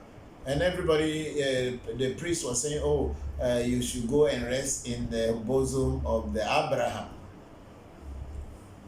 She was buried after a few months, or even a year or two. She started complaining from the grave to people through readings and dreams that she's not feeling, she's restless. So I was called, not even, I was called. Her spirit was even attacking people on the physical plane so that they should do things to make her rest. So when I was contacted, we did a reading and we found out that during her lifetime, she did a lot of bad things that were very secretly known to her. So the only thing that she wanted us to do is that where she was buried was not the right place to be buried. She is supposed to be buried among the bad people. Because in our village, there are places where they know this person is a bad person. They don't bury you among in today's, because of Christianity, those things are going away. But in the past, if you did a lot of bad things in life and people know when you die, they will not bury you with good people. They will bury you in another place. They have the cemetery for those kind of people. So she was saying that where she was buried, it was not the right place, and then she should be exhumed and then cremated. And we follow everything. We exhume her body, did the rituals that our people do normally, and we cremated her body, and then after that we bury her back in her grave. For the past I think about 10 years plus now, nobody heard from her anymore. So if you are in life and you don't do good things and you are doing secret things and destroying people and bringing pain and all this into other people, when you die, your spirit will be restless. Thank you very much. And Ian, what you can do is that let them do a reading to find out who's a dead person's spirit that is restless, and find out from the spirit what it has done, or what has it done or she done in life that is making her restless. And when they find out through reading, through afar, or through any other device or items of divination, they should be able to find out and let that person tell them what it wanted them to do for it to be restful or to be comfortable. Thank you very much. Okay, we go to Big Sister Ifadara. Say, Papa, we pray for world peace. Yes, every day we pray for world peace, but the world peace can only be achieved when there is justice. If there is no justice, there cannot be peace.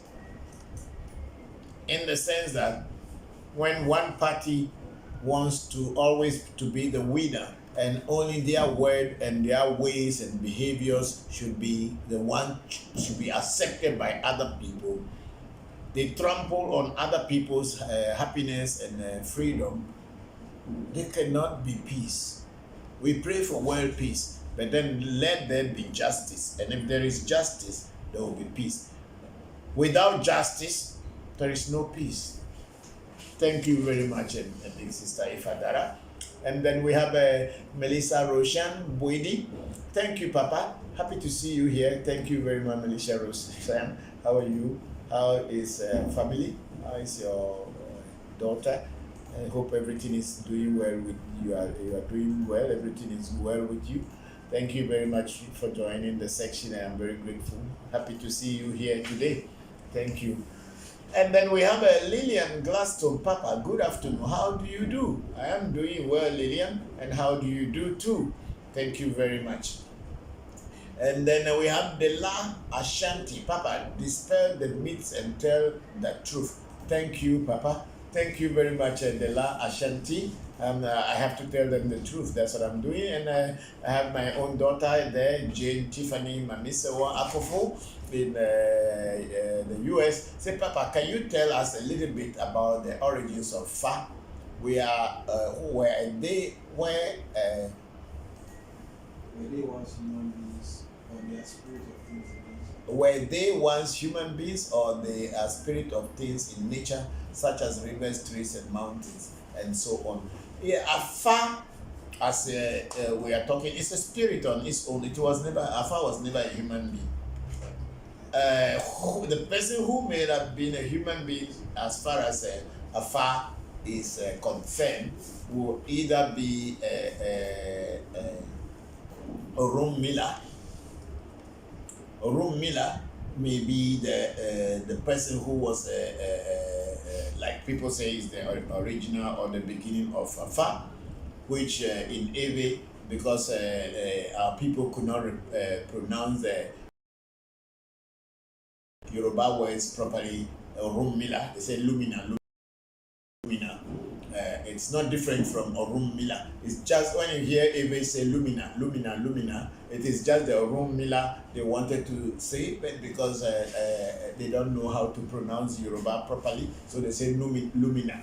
So people say that Orum Miller is the beginning of Fa. And Orum Miller was, according to stories and mythological stories and maybe history, he was a human being. And then he was kind of the beginning of.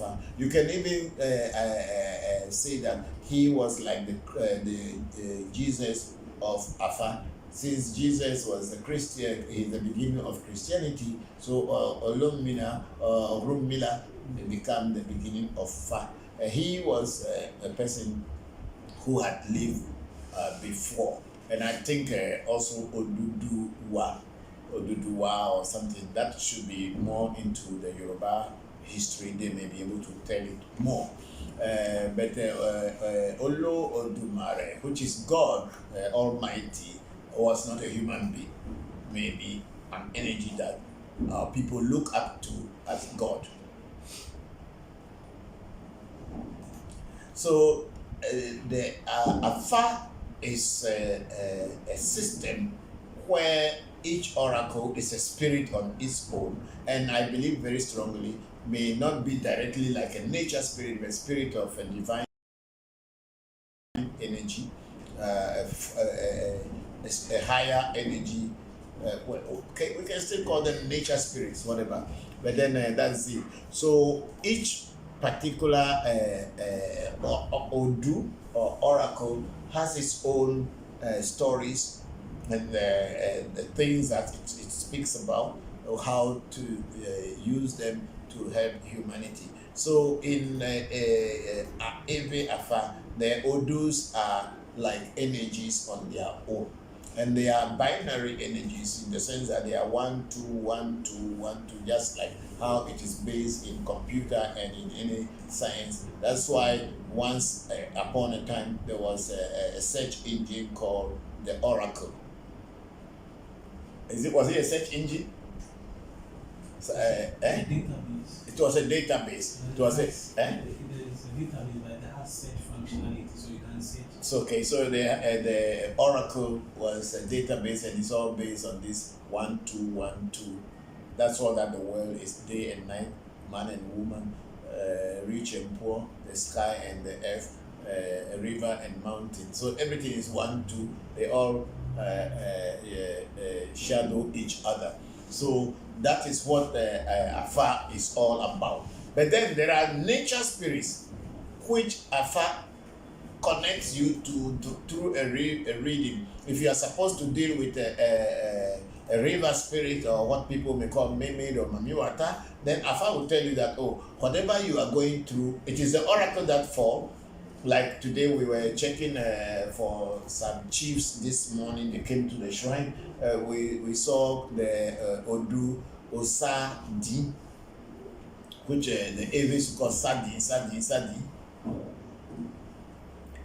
That Sadi, the oracle talks about Mamiwata, that the person who that oracle came for has a Mamiwata or a mermaid or river spirit that is following them. So they need to pray and then find out what kind of river spirit is it, and then the person can use it to their own advantage. So the Afa oracles will tell you about what in nature. If it is a tree, you have to go to do something to make things successful. Like today, they even say they should go and get a root or the roots of a tree to come so that we can use that root to do things. It's Afa who is giving this guideline. That's why the Ave uses Afa to work their voodoo, or to work every problem that is with them.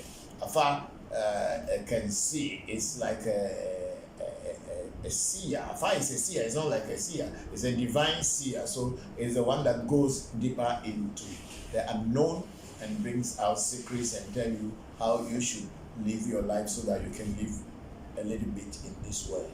So Mamisawa, the Afa by itself is not a nature spirit, but it's more of an energy that guides nature spirits and rivers and trees and we human beings to know how to live in this world.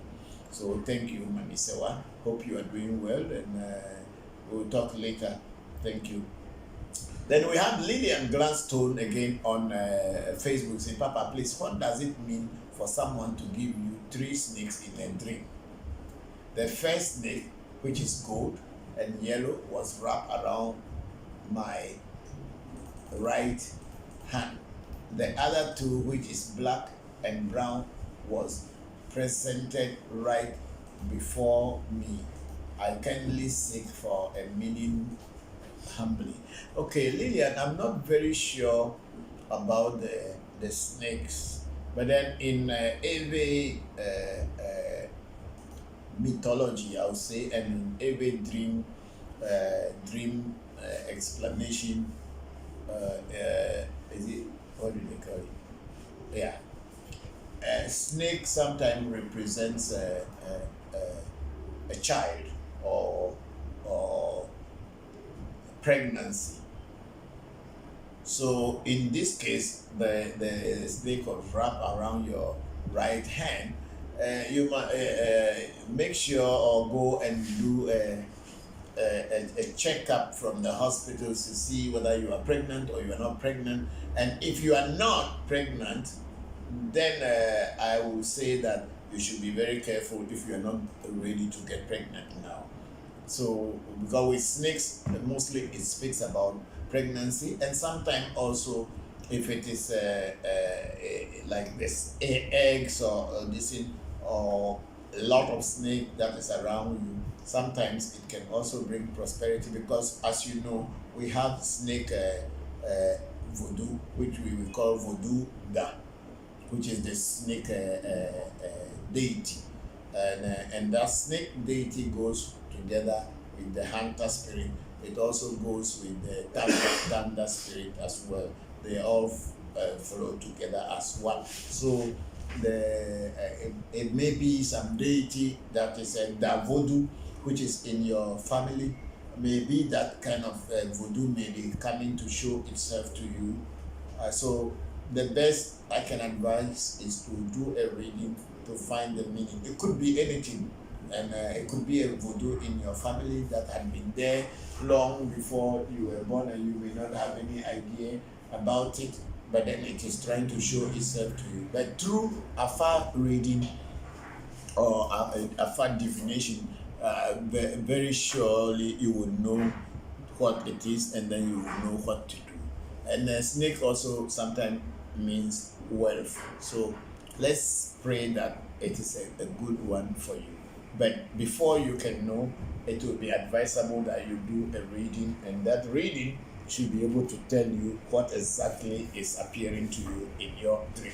Thank you very much, Lillian Gladstone. I'm very grateful for that question. I think we are all learning, and somebody also will learn from this. Okay, we have my brother Alasan Haruna in Canada. Hello, Alasan. Say greetings to the family. How are you, Alasan? Thank you very much. I'm very grateful that you joined the section. Hope everything is well with you. May the ancestors and the gods of your fathers continue blessing you and make your life a very comfortable one. Okay. Then we have Dela Ashanti again, and this is why women are not allowed in the temples and shrines whilst other on their menstrual. Not because the priest is misogynistic male and doesn't value women. These are rules and there are reasons these rules are in place. We must respect the spiritual. See more, please click it. We must respect the spirit. We must tell the truth, and people must follow order. That's very true with you, Dela. I am 100% with you. But you see, the world is always taking everything from the Western point of view, thinking that only the Western people are civilized and only the Western people know what is right for humanity.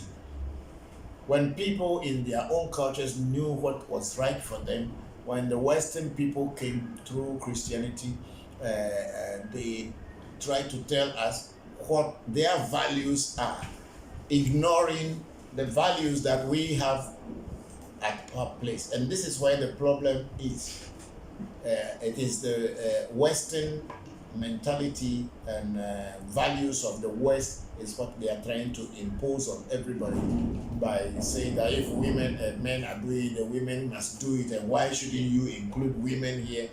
That is we are not talking about that. We are not talking about their values. We are talking about spiritual rules and order, as you have mentioned here. Thank you very much for that. Where women have their part to play, and men also have their part to play. There are places men and women will have to join together to play some role.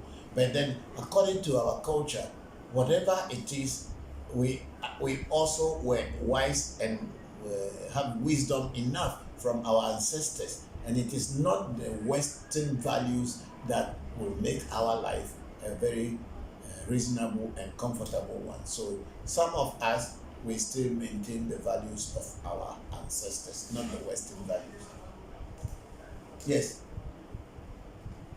We have my sister Vivian Baka in the US saying, greetings, Papa. Hello, Vivian. Okay, before thank you very much for joining us. I'm very grateful. Yes. Are we done with Facebook? Okay, now let's go to Clubhouse. If there's any question there. I hope you are all listening to my teachings today. So many very controversial things, but I'll break them down so that we can all understand.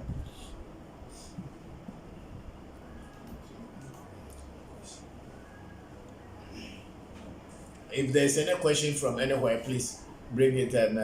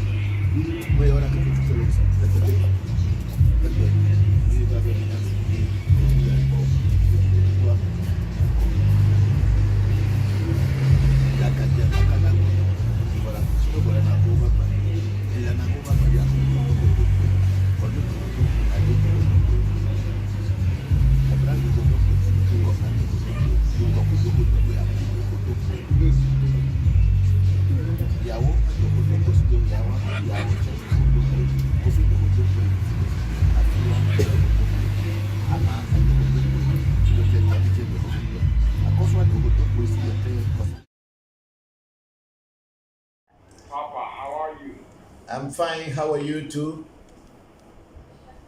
Thank you.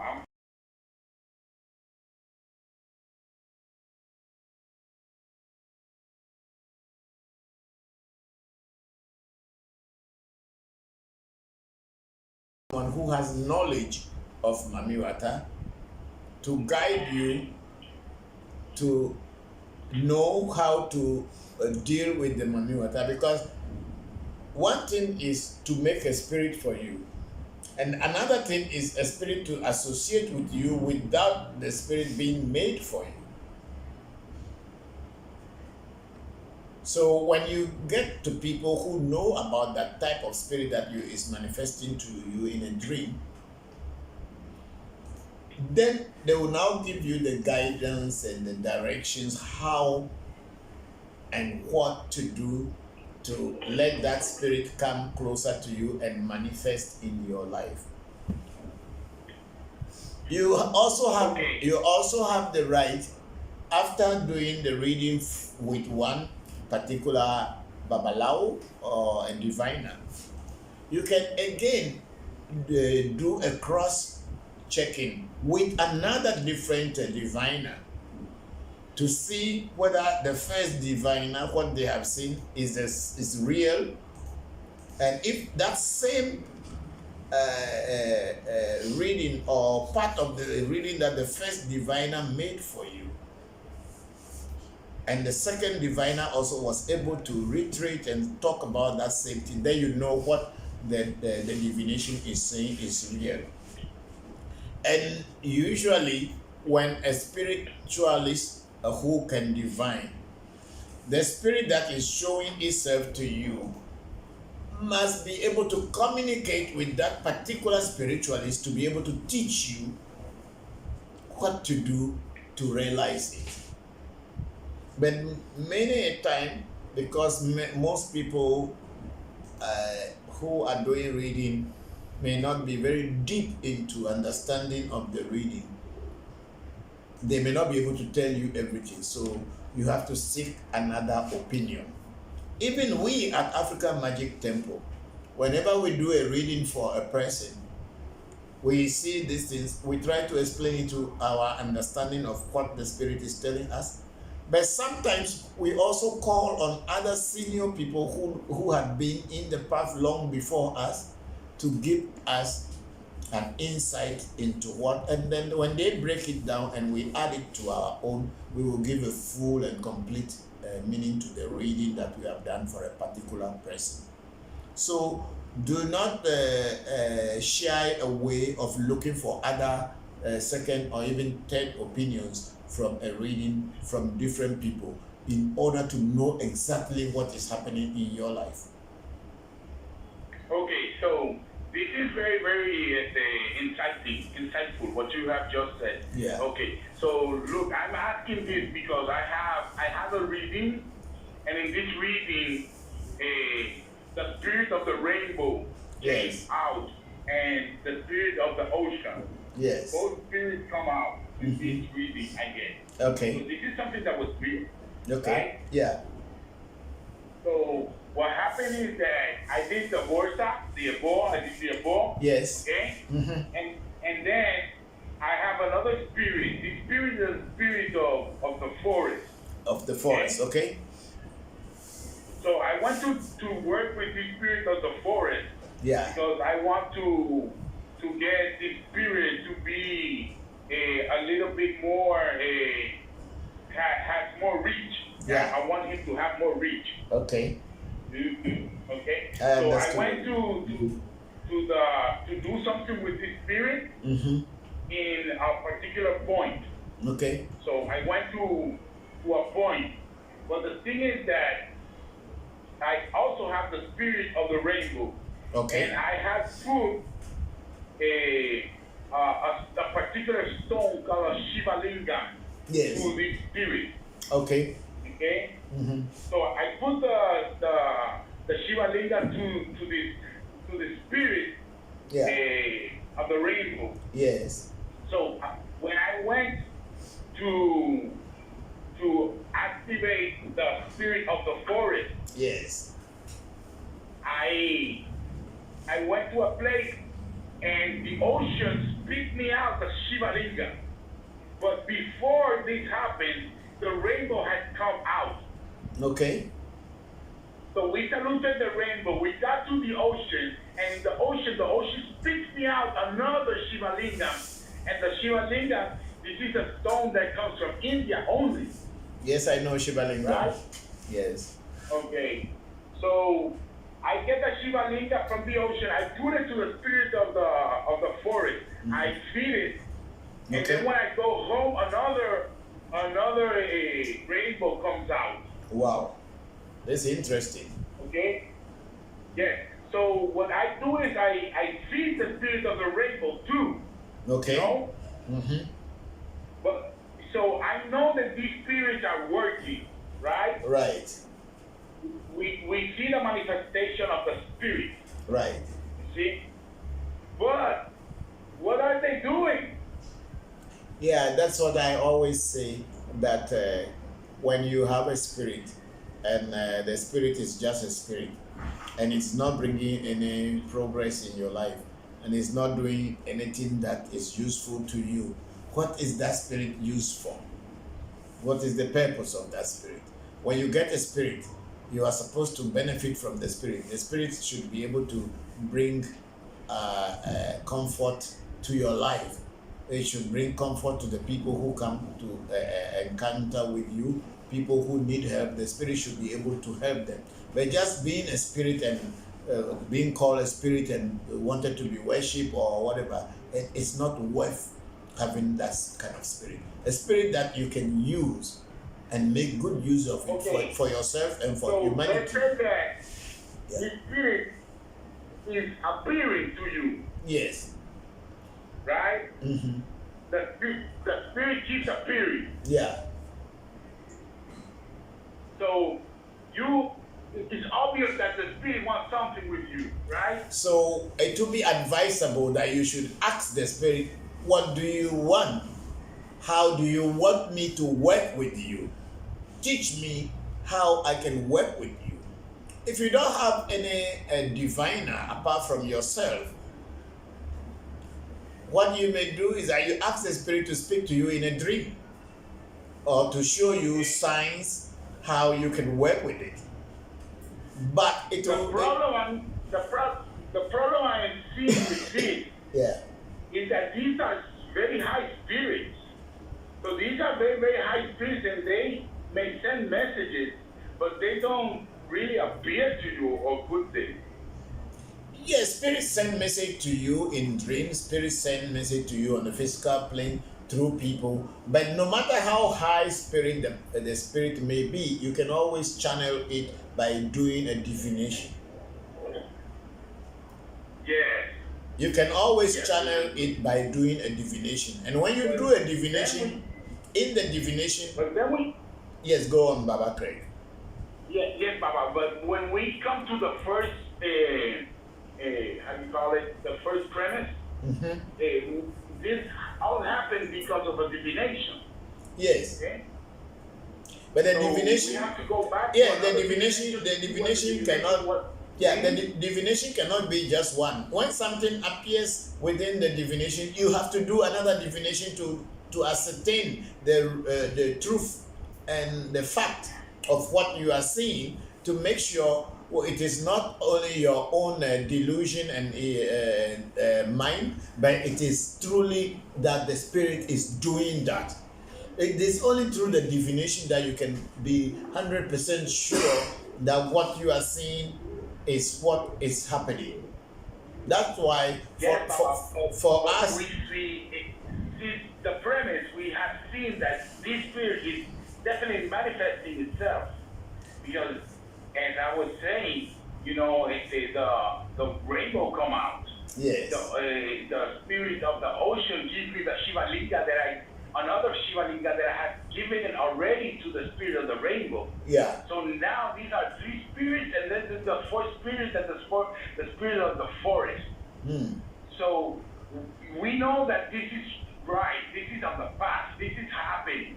Yes. So we already know that this is happening because the manifestation is there. Okay? So what would be the the next step to be able to retrieve the blessing? Let's put it this way. Yes, okay. To retrieve the blessing, that's why divination is always there. Because even if you have a spirit with you physically and it's working with you, or it's manifesting itself to you, but you don't know how to use it and how to make gains or to make good use of it, the only way is to do a divination to find out, so how do I work with you? For the spirit manifesting and appearing and all these things, you may not be able to work with it. It may be just, oh, I'm able to see it and you are happy, that's fine. But then how do you use it for yourself and for the benefit of humanity? Exactly. So that is where you must do a divination, or if you yourself, you know some process already, then you pray, pour libation, pray the way you can pray in order to, the way you had been praying to get your things, and ask the Spirit that if it is real and it's showing itself to you, how does He want you to work with it? It should show it to you. It should show it to you how to work with it. When I fed the spirit of the rainbow, the spirit of the rainbow said that he was going to give me some victory, and after the victory, he was going to bring me the blessing. Okay. So it seems that the spirit is going to fight, but the problem is that what I was giving the spirit was not a sacrifice for fighting; it was a sacrifice for blessings of commodity. Yeah, but if the spirit itself is a fighting spirit already, no matter what you do to fight, because some spirits will fight and defeat your enemy before giving you blessing, as they told you. If they don't fight, they cannot give, because dead people do not receive blessing. Dead people do not receive blessing. So a spirit wants to bless you, but if the spirit sees that there are certain challenges in your life which may bring you down or even destroy you, the spirit will first fight your challenger before giving you their blessing. So there's no need of blessing you if you are not going to live and enjoy the blessing. So what you're saying is that the process is already in place and it's working. Yeah, that depends on what you are seeing. But if your spirit told you that is fighting on your behalf or is fighting before giving you blessing, then you have to relax and wait and see that after some time will the blessings come. If the blessings or things started happening and the blessings start coming into your life, then you know the spirit that you were dealing with is telling you the truth and it's a real spirit. But just by saying that, or from my side, that, or because what you are saying, the spirit is in the process, I cannot guarantee that. So you must wait to see what the spirit told you that is fighting or something. Wait, and if the blessings start coming, then you can now recognize and identify this spirit and say, oh yes, this spirit is real. Because at my shrine, even I have so many spirits that I work with. I don't know how many hundreds of spirits. Some I don't even have, I don't remember their names. But I remember being initiated into them. That's why they are in my shrine. And sometimes it is, I am doing something and I'm not finding answers and I'm having challenges. And that spirit that I have forgotten even its name will come in a reading. And so I had been here all the time. I've been waiting. You have never consulted me. But then this, what is happening, I am the one who will help you to overcome the situation. Then I'll ask the spirit, so what should I do for you? Then the spirit will now tell me, oh, follow the rituals that you were taught through the reading. And then when you do it, I will overcome the challenges for you. So when you have a spirit and you are not actually using the spirit and challenging the spirits to prove themselves, you will be delusioned. You will be deceiving yourself with so many things. People are more interested in seeing spirit and then being happy that they saw a spirit. I am not happy just by seeing a spirit. I want to see a spirit that can work with me, and it will help me and help the life of people who associate with me. Yeah, this is very, very clear. This is how you tell them this is what we want. Definitely, we want to be able to work with them and have a good life and help people. Right, that's it. That's it. So when you have a spirit and it's not working, you know, if you ask my son, Senna, and all my children, they'll tell you there are certain spirits that I was initiated into and they have not been working. And I tell you, for the past 10 to 15 years, I've not even given them one single drop of drink because I don't see their use. But then some of these spirits that are like that, they're like connectors, aren't they? Some may be connectors to other spirits, but then they might, if they are being conductors and connectors to other spirits, they themselves also from time to time must speak through a reading or show you themselves in certain things to prove that, oh, I am dormant here, but that doesn't mean I'm not doing anything. I am doing something. That's what spirit is supposed to be.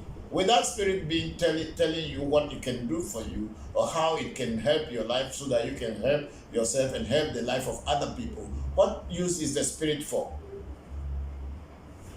So do we just wait the spirit to reveal itself in a reading, or do we just, or we can access them directly? You can ask the spirit directly whether it is active and it is working with you. It should show it to you. But how will that spirit show it to you if you don't do a reading to know exactly what is working, how it's working with you? That's why reading is always very, very important, in the sense that in divination, whatever your situation, whatever your challenges are, the diviner or the divination tool should be able to tell you what is going on and how to handle it so that it can be beneficial to you and be beneficial to humanity.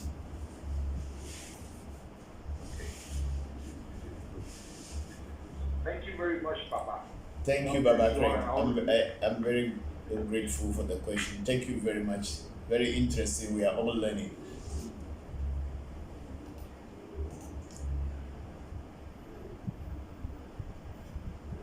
Okay, we have on Facebook, we have Joyce Dua saying, greetings, Papa. Hello, Joyce. How are you? Thank you very much for joining. And then we have our brother Monty Tell. Hello, Monty. How are you? Greetings. Family, greetings to you too. We are very grateful that you made time to join. I know you are far away and you tried to join the section. Thank you all for joining.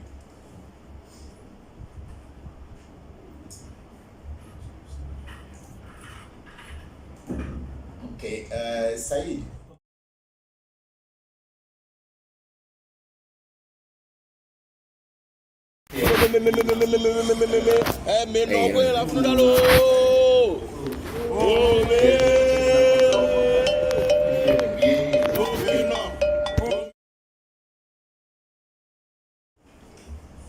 And I want to ask people on Facebook and on YouTube to see how our picture quality is. It's very important. We want to know the picture quality. We have been trying to improve the picture quality. So please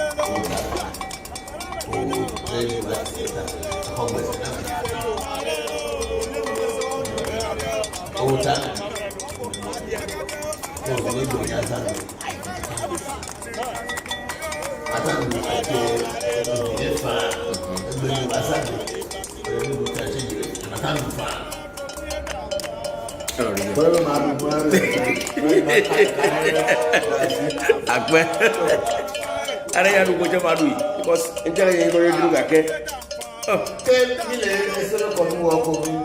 Gomeri. Ko. Akwe. Ko.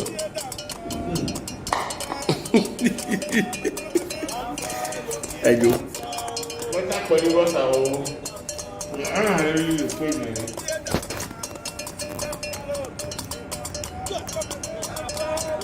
Kalau tu, bawa kuman di mana ni pulang.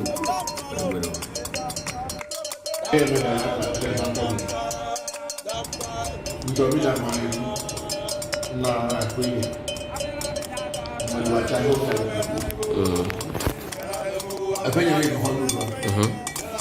Kalau kau ada lupa, rumah ada lupa, ada kau. Itu mana lupa? Betul.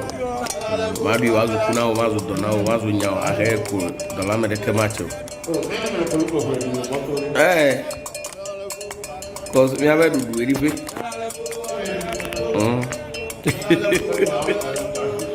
That bele bele yo ba san bele. Abe to ko bi de poko bo be. Ayi bagala yidu. Bakale bi obe tron ga ni duta. Midu.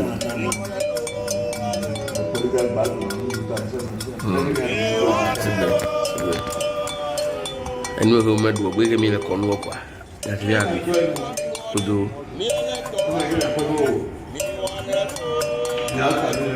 Lutu. Ava mama lekeli jurolo. Lekeli jurolo. Ya mi apaganto, okay. Nda dae.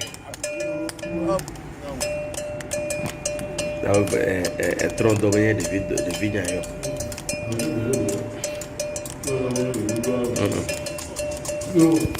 Asama du atenda. Oda tuna mwana. Lera. Awu tama. Mana le de po.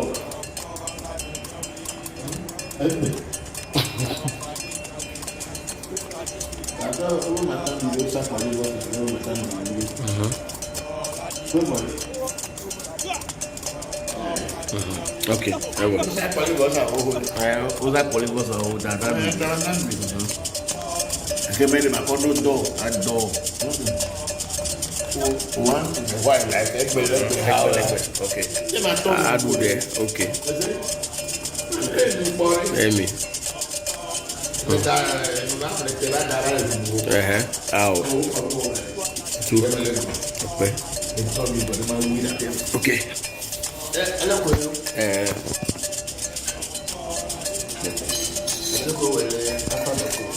Kodo. Oh.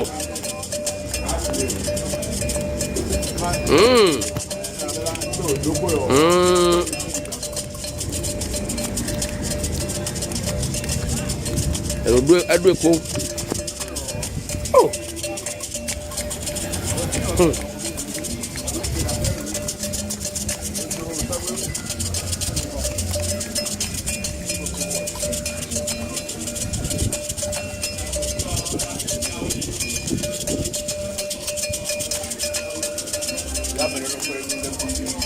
Okay. Ya ku tira gba me. Ile tira gba me. Level aji. Okay.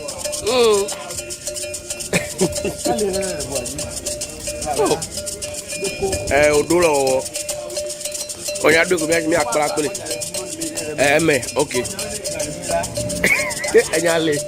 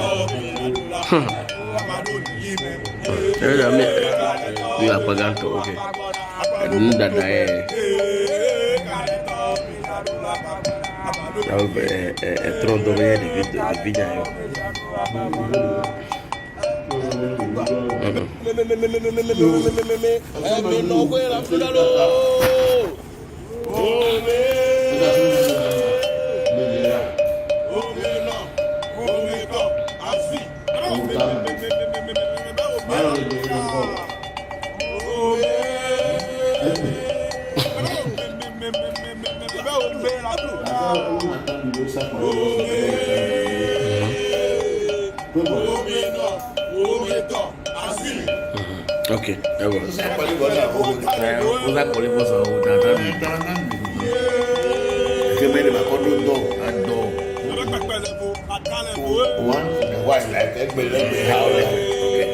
I do there. Okay. Amen. Out. Two. Okay. Okay.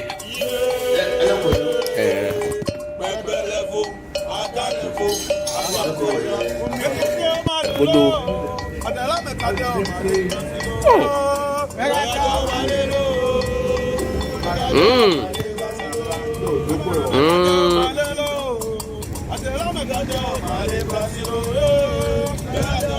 Edu epo. Oh.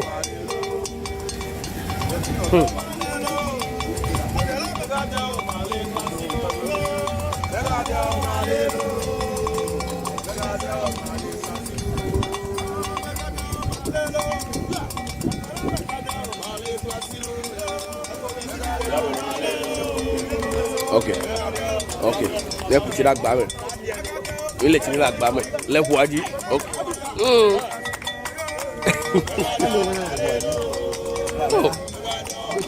Odolo. Onya do go me akpala kole.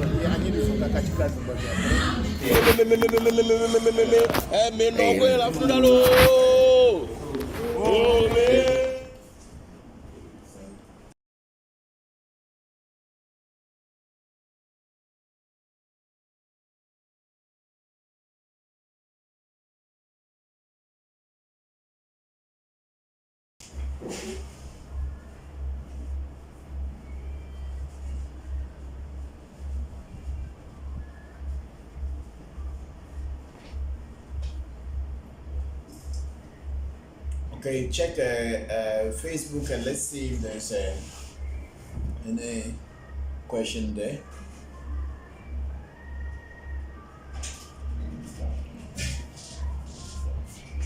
Papa. Yes, Shamba. Papa, I wanted to ask you, I wanted to know the name of the herb. That herb that you gave me for my eye. The herb for the eye? Yeah. Okay, I will send you a message on your WhatsApp. Okay. Yeah. I'll Okay, send thank you a you, message. Papa. You're welcome. Thank you too. Hello. This is Samuel again. Hello, Samuel. Yes. Good. I wanted to ask. Yes. Well, the first question I asked is it possible for someone? How should I ask this question? If someone is destined to be is that possible for someone to be destined to be a traditionalist or something like that? Yeah, definitely.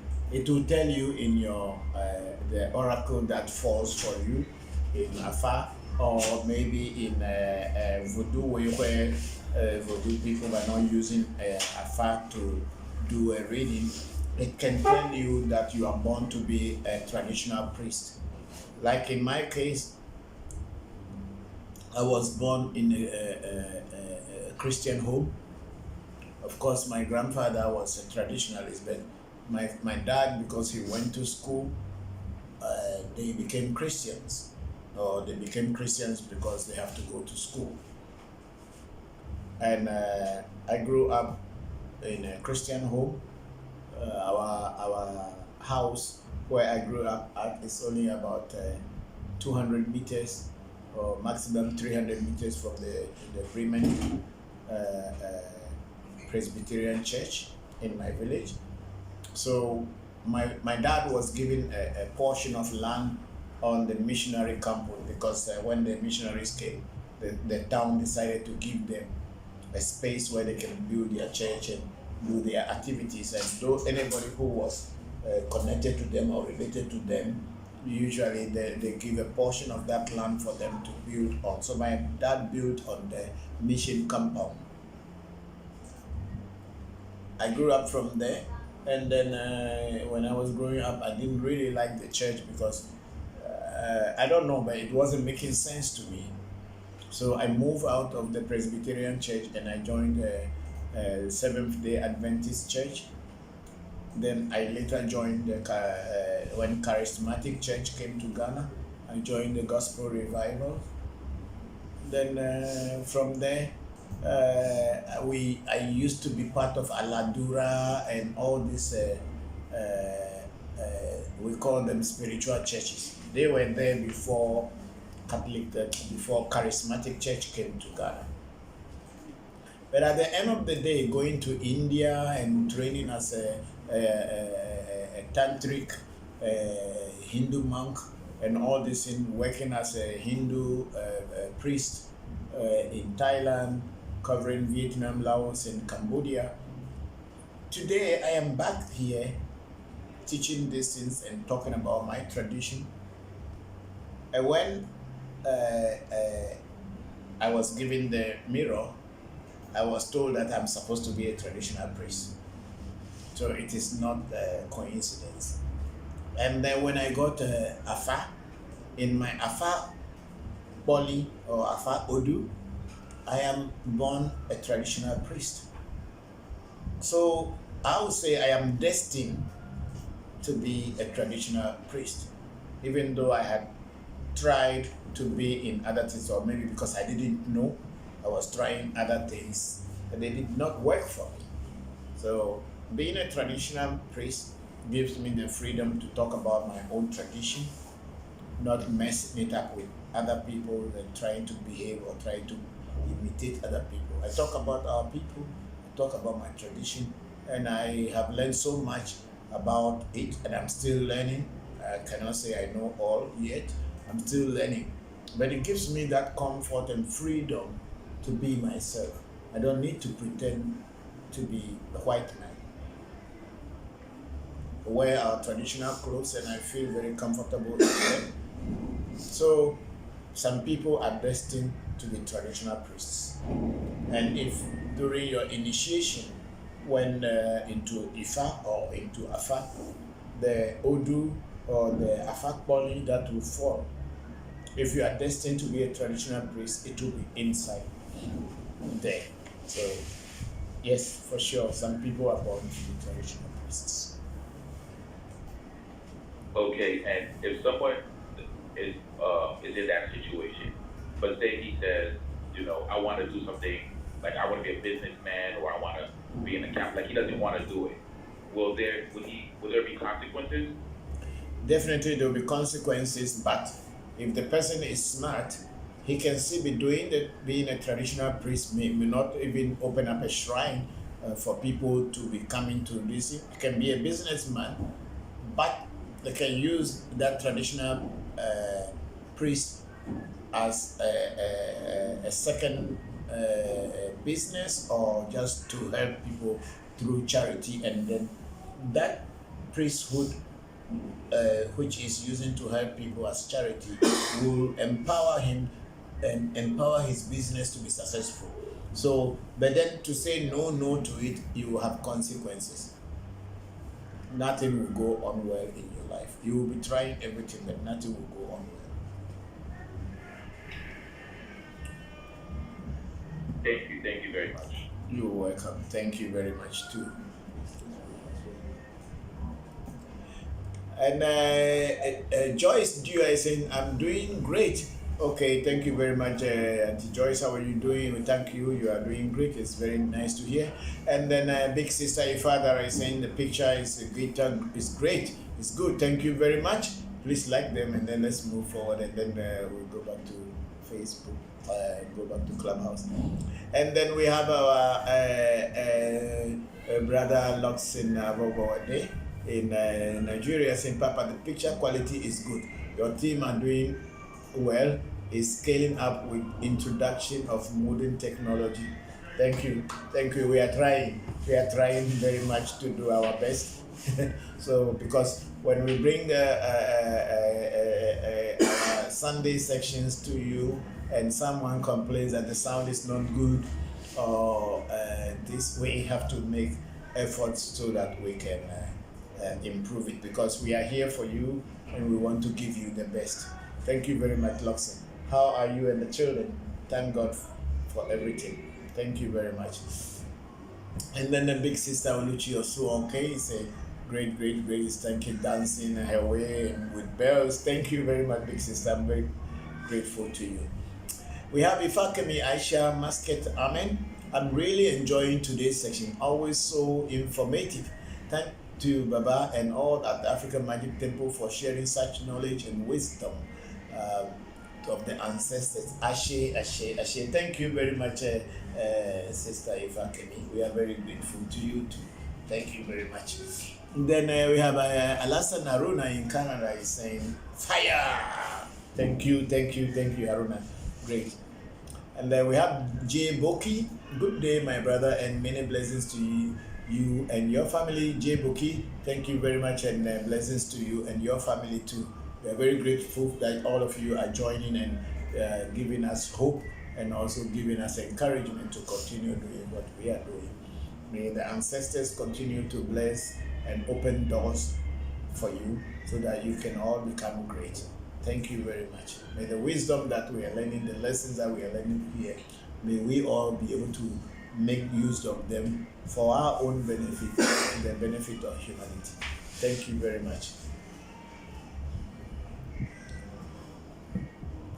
Okay, Clubhouse, anybody with any question there, please come.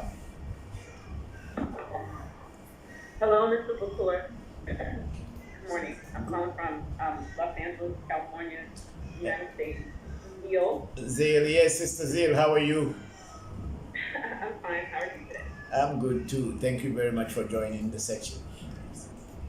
Thank you. Thank you for having me. I saw the video that you posted that was where you were doing rituals for the ancestors, and it said the word essay. I'm not sure how to pronounce it. E-S-E. It's the Ewe word. Essay, yeah. Essay means destiny, yes. Okay. So, on just the technology part, I've been bouncing between the different modes to just see what the experience is like.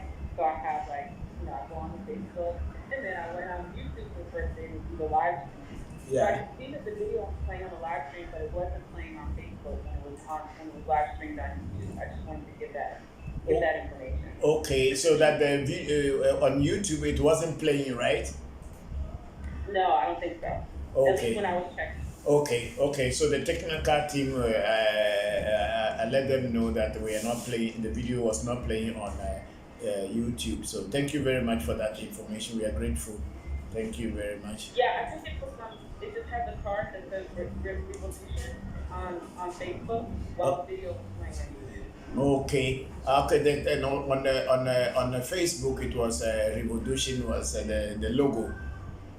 Yes. Yeah, but then on YouTube, the video was playing. Yes. Okay. It was silent. Okay. Thank you very much. We are very grateful for that information. We are very grateful. You have any question? So my question. Yes. Yes, my question is about. I mean, I have a zillion questions, but every week I try to just. It's okay. It's okay. You can ask. You can ask all the questions you want to. So even on this particular question, I mean, it's a big question, so it has like smaller questions, but I'm just going to say the big question, which is, growing up here in the United States, I've witnessed definitely, even in American culture, debates that can go on and on and on and on and on the nature of free will versus destiny. Mm-hmm. And so, when I encounter African spiritual practices, a lot of it is centered around cremation, and so therefore, the concept of destiny. Right. Whereas I think that traditions that are more American are centered around free will versus destiny. And so, it produces a lot of questions for me. Just talk about, that. Respond to any aspect of what I just said. That. Okay. When you talk about destiny and free will, you see, when we talk about destiny in our tradition, or essay in our tradition, your essay had been there before you physically came into this world. It is not when you came into this world that your essay also was formed. Your essay is what in Yoruba is called the Ori. English is saying destiny, and in other many languages they have names for it. The essay is likened to your soul, the Atma, the inner self, which is never destroyed, can never be destroyed, but changes from one generation to another, or from one lifetime to another lifetime. So when you came into this world, your essay decided for you to come into this world to which particular place it wanted to send you. It is said that your mother essay, which is the one that is not here, the one in the psychic plane, the one in the spiritual plane, is the one that sent you into the world. And it sent you to do things, what you should do here, what you shouldn't do. And when your time comes, your mother essay will come and take you back. You probably will make promises to your mother essay before coming here, and telling and making pledges that, okay, when I come into this world, I'm going to do this, I'm going to do that, I'm going to do that. And then after this is done, your mother will wait for you, and you will come and it will take you back home. So where is the free will?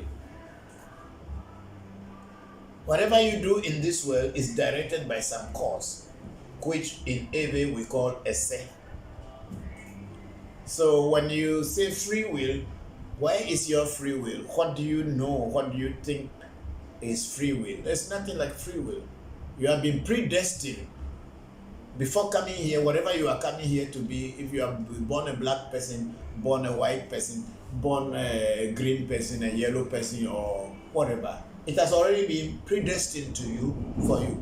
All that you can do when you are here, when you are finding some challenges, is to find out what is the cause of these challenges. And if the cause of these challenges are linked to your essay, then there are rituals that can be done on the physical plane that will change things on the spiritual plane, so that life will become more comfortable for you here to live. So that Western thought of free will, there is nothing like free will. said there's nothing like free will? There's nothing like free will. Whatever you think is a free will is also a direction of your destiny. Because you didn't make yourself. You didn't make yourself. So where do you have the free will? You did not create yourself. So where is your free will? Well, what about can there be multiple destinies or is there only one? The destiny is only one. And that destiny comes many lifetimes to this world until it becomes perfect. So it changes from one body to another body, from one place to another. Destiny is only one. Can never be two destinies. So then it leads to the next question is, the way it makes it sound is that an individual doesn't have power to change their destiny in any way whatsoever. Is that correct? What you have power to do is to align your destiny, the negative one and the positive one.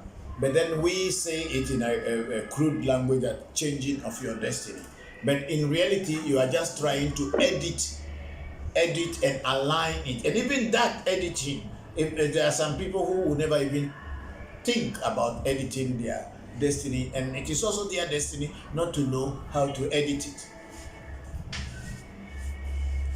There are certain people you would have told everything to them, like what we are teaching here. It does not make any sense to them, and they will not accept it, and they will not even follow anything. That is in their destiny to be like that. When the right time comes, maybe in another lifetime, maybe when they grow older, no matter what, that is when they will begin to understand. So their destiny has its time and how things flow and go. You, as a human being, cannot say you can do better than your destiny unless your destiny says this is what you should do. In Ewe, there is a song that we sing that Esendo menya wana Esendo menya wana Evinye jiji lesebo Sronye dede lesebo Gabokbo lesebo Deka jeje lesebo means to be able to handle destiny is not an easy thing. For you to become a rich person, it is your destiny who will give you that. To be poor, it is your destiny. To give birth to children, or beautiful children, or good children, it is your destiny that chooses that. To be handsome, to be ugly, to be beautiful, to be ugly, it is your destiny that chose that for you. So there is nothing that you can actually do saying that you are having a free will and you have a free way of thinking. It's your destiny that chose it for you. Even people who are robbers, who are thieves and killers, it is their destiny who chose that for them.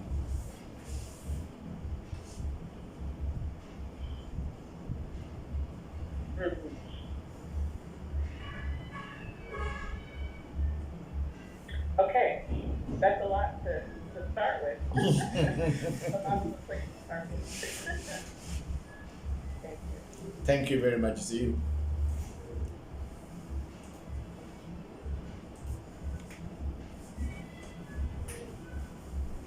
No, if your destiny does not want you to be rich, you can struggle and struggle and struggle, you will never be rich. There is a story in one of the Poli, in Eve Poli, I think it's Tularobe, where a girl who was going to be born into this world and another boy who was going to be born into the world. One day, a hunter went into the bush, and the hunter heard two people talking. So it went and hid. It's a story, it's a mythological story. And the hunter hid somewhere, and he saw this little, this gentleman talking with the mother. And the mother is the Mother Ese, the divine mother, people call it. So the child, the mother was saying, okay, you are going into the world, so when will you come back? And then the boy was telling the mother that, oh, I'll go into the world, I won't stay for long, I don't want to be away from you for long. So when I go into the world, I'm going to grow up. I'll be born in this family, that family. I will grow up, and then I'll work hard, and I'll get money, and I'll build a house of my own. The day I am going to do the housewarming of my house, that day I'll die, and I'll come back. So the hunter was listening. And then there was also a young girl who was with the mother, and said, oh, she will go. When she gets into the world, she will grow up and become a very beautiful woman. And she will get married. The day that she is going to give birth to a child, that day she will come back to the mother in the spiritual world or the ancestral world. So the hunter listened to these people talking to their mother essay. Fortunately, there was 2 women who were also pregnant in the village. One gave birth to a boy, another gave birth to a girl. So now this hunter said, is it not these people I heard talking to their mother essay that they when they born and they born them, this is what they would do. So the hunter started monitoring these 2 children who were born just after he heard the message. So the hunter was monitoring them. So when the girl got older to get married, the hunter went in and got married to her. She got pregnant for the hunter. And the other gentleman was also growing, and he grew up and became very successful. And he built a big house, and then they invited people for the opening or the housewarming. So the hunter was monitoring, so he knew that this is the day this man will die. And the child, before coming, told the mother, I said that, I will pass through water. When I'm coming back, I will use water as my vehicle to come back to you. The lady also said that, for me, I will just go and stand at the crossroad, and there I will leave my body and come back. So the day came, this young man, not known to he himself and not even known to his people, was doing the party to do the housewarming. So the hunter also went and was watching. And there was this big pot. Usually in our Ewe villages, we have very big pots that can even put about 3 or 4 people inside. Maybe sometimes 5 people can go into it. These were water storage, because sometimes we have problem with water in our areas. So people keep those big pots and store water. It's like a reservoir, but it's a pot. It's made with clay and sometimes with cement. So the hunter was watching, and this young man, everybody was celebrating, and then he took his cup that he was going to fetch water from that big pot. And people were telling, how can you are the one who invited us and everybody's enjoying, won't you send somebody to go and fetch the water for you? He refused. So he was going towards the pot when the hunter quickly grabbed him. He was struggling to go, and the hunter tied him up. And people got angry with the hunter. What are you doing? Why are you treating our host? No, this thing. So the hunter said, I'm trying to buy him life. But people didn't understand. So the hunter advised people that pot that is there, people should boil water. There's some water in it already, but people should boil water, hot water, and pour it into the pot. So people boiled water. He was holding on to the young man, and then they pour buckets of hot water into the pot, and all of a sudden from the pot came out a big snake, and they killed the snake. So what would have happened was that when this young man was going to the pot to fetch water, that snake was going to bite him. When he put his hands into the pot, that snake will bite him, and then that day he will die. The essay will leave the body. And then when the essay is gone, that's why I say the essay is likened to your soul. And then the soul would have left the body, and then everybody will be crying, will be wondering what has happened. Unknown to them, he had already made a pledge to the Divine Mother, which is the Mother Essay, that I'll come back on the day that I am opening my house. In the case of the lady who became the wife of the hunter, the day came, she was feeling labor, so she got out of her house and was going to stand at the crossroad. And then because the hunter already overheard what they discussed when they will leave, the hunter went and was hiding in the bush. So moment the lady stood at the joint, the crossroad, they saw like a mother spirit or spirit came and was about to grab her hand and take her away, and the hunter just shot a gun. Oh! Without fear, the mother ran away, and the woman too ran away, and that saved her life, so that she later gave birth to the child without dying. So these are the things that the Aries know about a saint. That's why when we talk about the soul, which we call a saint or destiny, there is no free will that you can really change it. You can do some editing whereby certain things will be properly aligned, and even that one, it should be in your destiny that there will be a point that you will reach.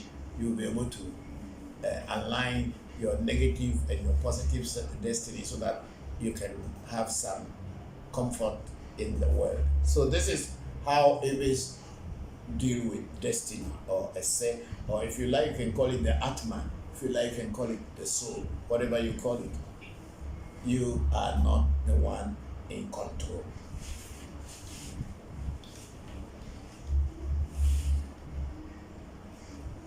So I think we have had. Yes, go ahead. Who is this? Oh, it's Jill again. Hello, hello, Cecile. And if I may ask one more question, then. Go ahead. It's still kind of. So what are the consequences of not knowing your destiny?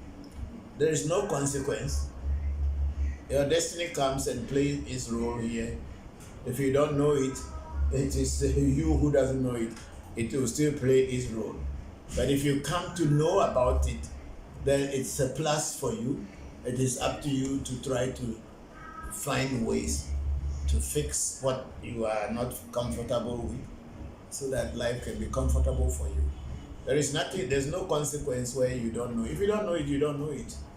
There are so many things that people do not know, but it is whatever role it will play, it will play.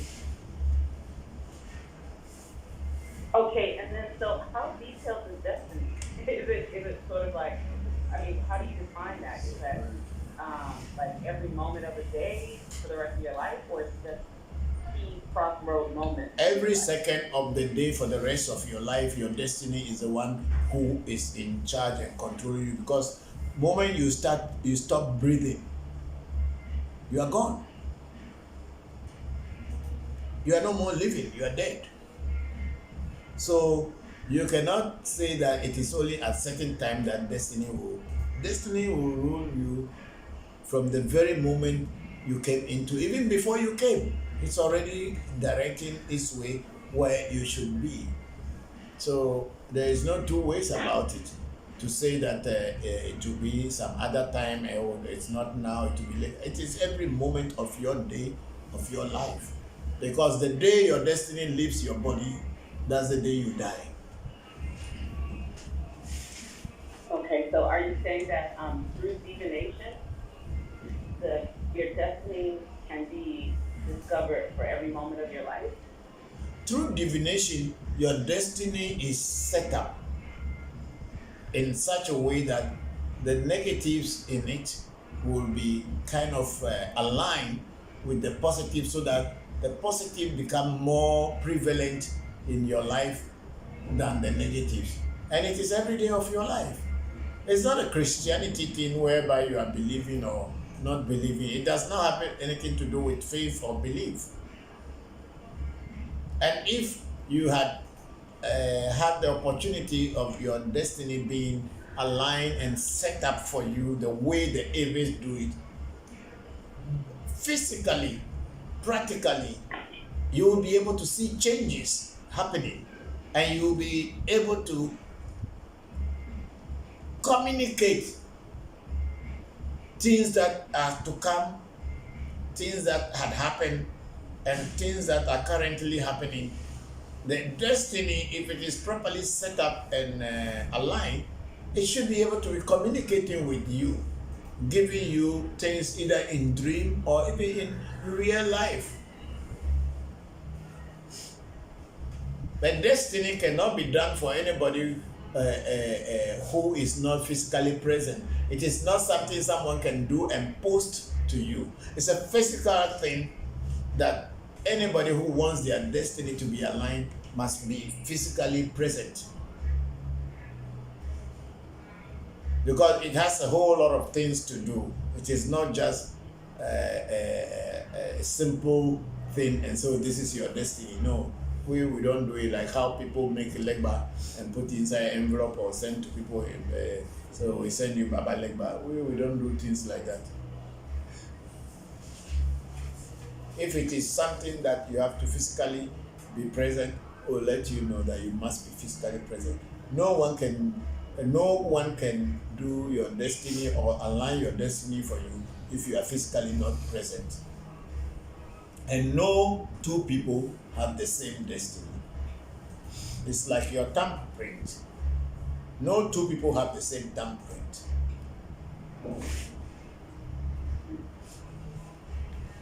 Okay, so my last question then on this, because I don't want to hog it. No, many people are listening, they are not asking questions. So when you have questions, ask. Okay, so, being that I'm African American, here in the United States, one of the major questions that I ask or that I think about when it comes to divination is how do you explain the slave trade, like aspects of the slave trade in terms of, divination and destiny and African spiritual practices? I'm not very sure whether I understand your question, but African traditional spirituality, as I said before and now, it is not a faith-based tradition. It is not a belief system. It is a practical thing that you must practically experience it. It is not that believing in Shango or believing in Obatala, believing in Ogun, believing in that, then your problems are solved. Whether you believe in Ogun, you don't believe in Ogun, if you are going to have problem and you don't fix it physically and practically, your problems will come to you. It is not a belief system. So African traditional spirituality intertwines destiny and all this thing in it. That's why it has a name and have a very special place.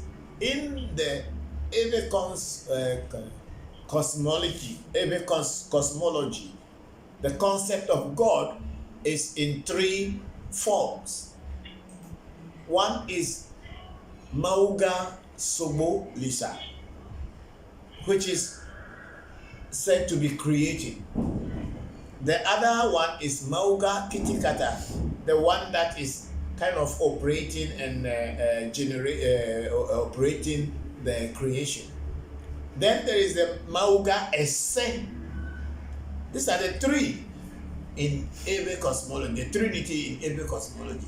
Esse is said to be Amejoto, Essejoto, the one that created human being and created the destinies of human beings. Each human has his own destiny. No two human beings have the same destiny. So Esse is among the Trinity Godhood in every cosmology. And Esse and our traditional spirituality is the same. There is nothing like separated from the traditional spirituality. It's part of it, because our cosmology based on the three divine entities. Esse is one of the divine entities in the Trinity.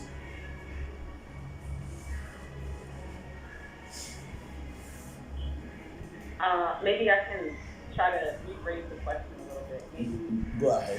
How, I don't know, it's kind of a historical question, I think. So, I'm just giving some examples of questions just to try to, because I don't know how to ask the question. And that would be, like, how would priests or diviners have explained the coming of Europeans to bring Africans to the New World in place? Like, once the people got here, how did they think about that in terms of nation? Like, was it their destiny? Was it something like indigenous people have been here in America? Some of the, I've heard or read that some of the priests or the people or the diviners knew that something was coming and change would happen, for example. So, See, one thing sisters, one thing you should know is that before Europeans came to Africa and slave trade or the transatlantic slave trade started or took place, Africans within themselves were buying each other. There was already slave trade within Africans long before Europeans came. When people fought wars and defeated a particular community, those people who were defeated became slaves to the people who were the victors. So it is not the Europeans who brought slave trade into Africa. This, everybody must be aware of it. So people who were defeated at wars or in wars became slaves to the victors. The victims became slaves to the victors, and the gods of the victims become devils, and then the gods of the victors become holy or divine. That is the law of nature. So our brothers and sisters, or our great-grandfathers and great-grandmothers that were sent into slavery in the Americas were actually sold by their own people. They were sold by their own people. And definitely, if it was not in their destiny to be captured or in their destiny to be on the path of the losers, they wouldn't have been there. It is not like the European concept of God. We are living with nature and we understand the works of nature. Sometimes nature destroys to create. Had it not been for what has happened, that our ancestors were taken into the New World, or in this transatlantic slavery that had trade that had happened, how would we be able to have our brothers and sisters over there, whereby this Ifa, Voodoo, Afa, and all these things spread to the New World? That's one portion. It is not a good experience because those who it happens on feels it, and those who are feeling it, they know the bitterness of whatever is happening to them. Even right now, as I'm talking, even within Africa, there are people who are still being used as slaves. Maybe they have some kind of freedom that they can go back to their homes and sleep, or go back to or wherever is their sleeping place. Yet when you look at the whole thing, they just have to go and work for somebody, make a very little or no money, and they are still among us, they're living among us. Maybe the tribe that they came from is not the tribe that is in power. Maybe the tribe that they came from is not the one that is controlling affairs.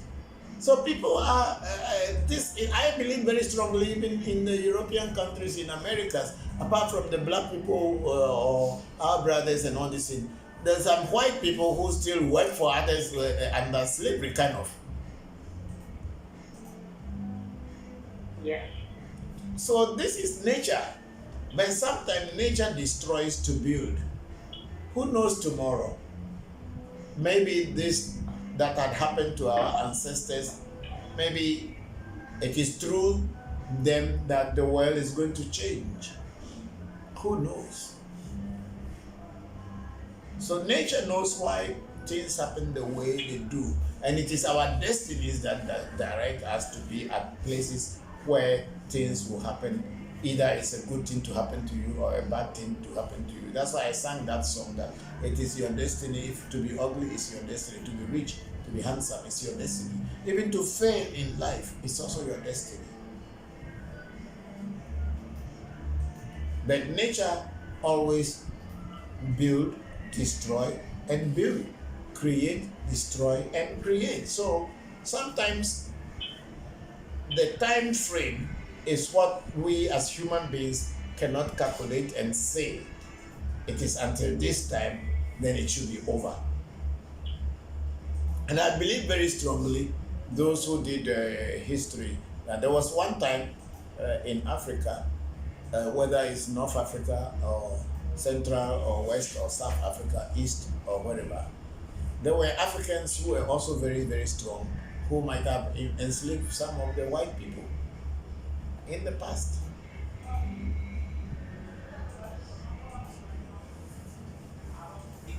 So sometimes it's a very sad thing, we all feel that, but we also have to accept nature and let nature be in charge and be in charge and be in control.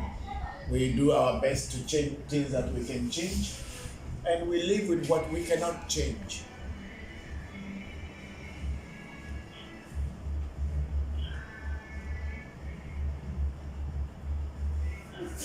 Thank you.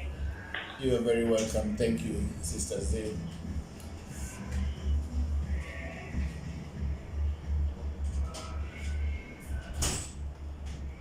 Okay, we have a big sister Ifakemi Aisha Mastenet.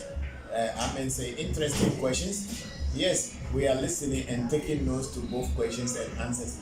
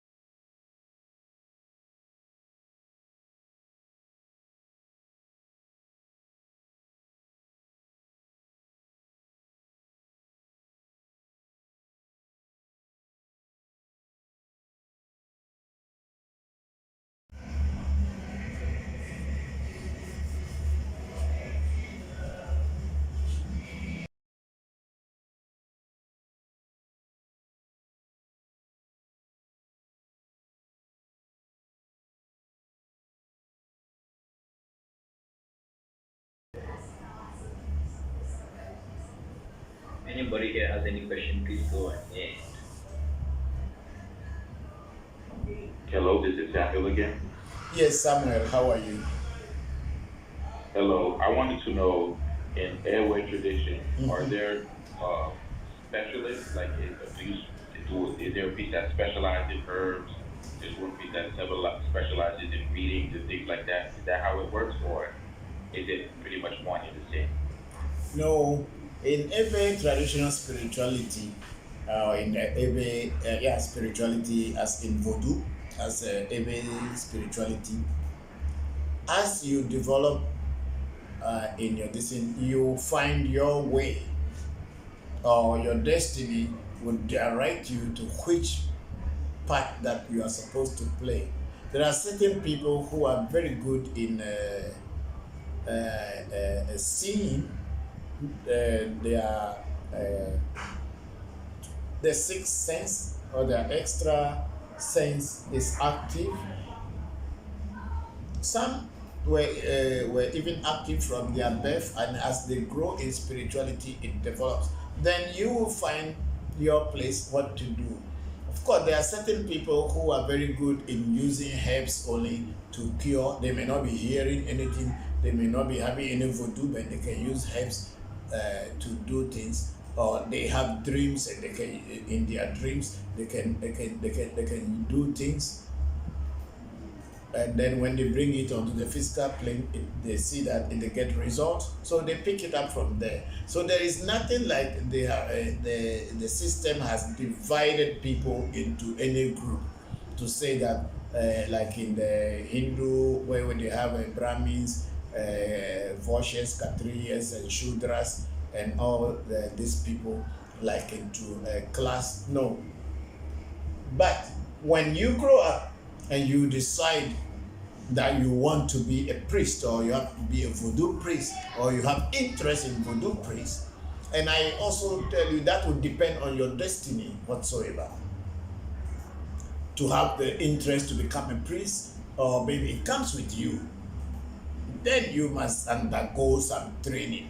That's why I'm not very happy with people, and so I came into this world with this gift, and I am doing my own thing, and I know what to do without any training from anybody who has been doing it already before. No matter how much gift you have been given, you are not going to be successful. You must undergo training. Just reading from books and then without practically getting a teacher to teach you or direct you will let you mess up your own life and the life of other people, because you may be making yourself look like you are already knowing everything, and other people who did not know your base will believe in you and trust in you, and you will put their lives into jeopardy.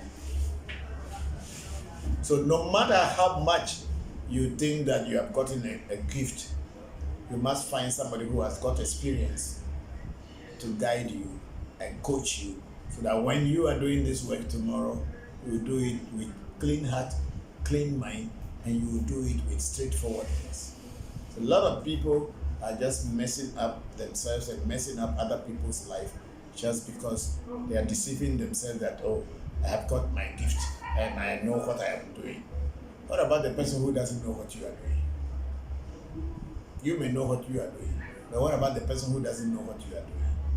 The person may trust you and believe in you, and you just messed up their life.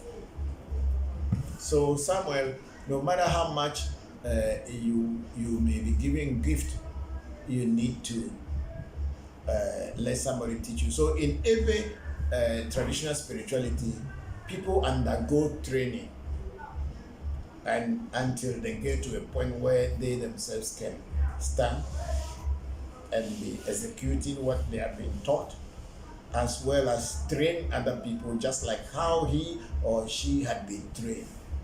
So you may be a herbalist, but you may know how to do a reading. You may know, because from childhood, when I was growing, I could hear voices and things tell me what to do, and I can even see things before they happen. But I was not in control. I didn't know how to manage and control them until I started taking trainings from different teachers to be able to know what I am seeing and how to regulate it and be able to use it for my own benefit and for the benefit of humanity. But without that training, I might be another of those people making all kind of mistakes anyhow. I am not saying that I don't make mistakes. I also may still make mistakes, but the mistakes I will make now are not as grave mistakes like if I hadn't been trained.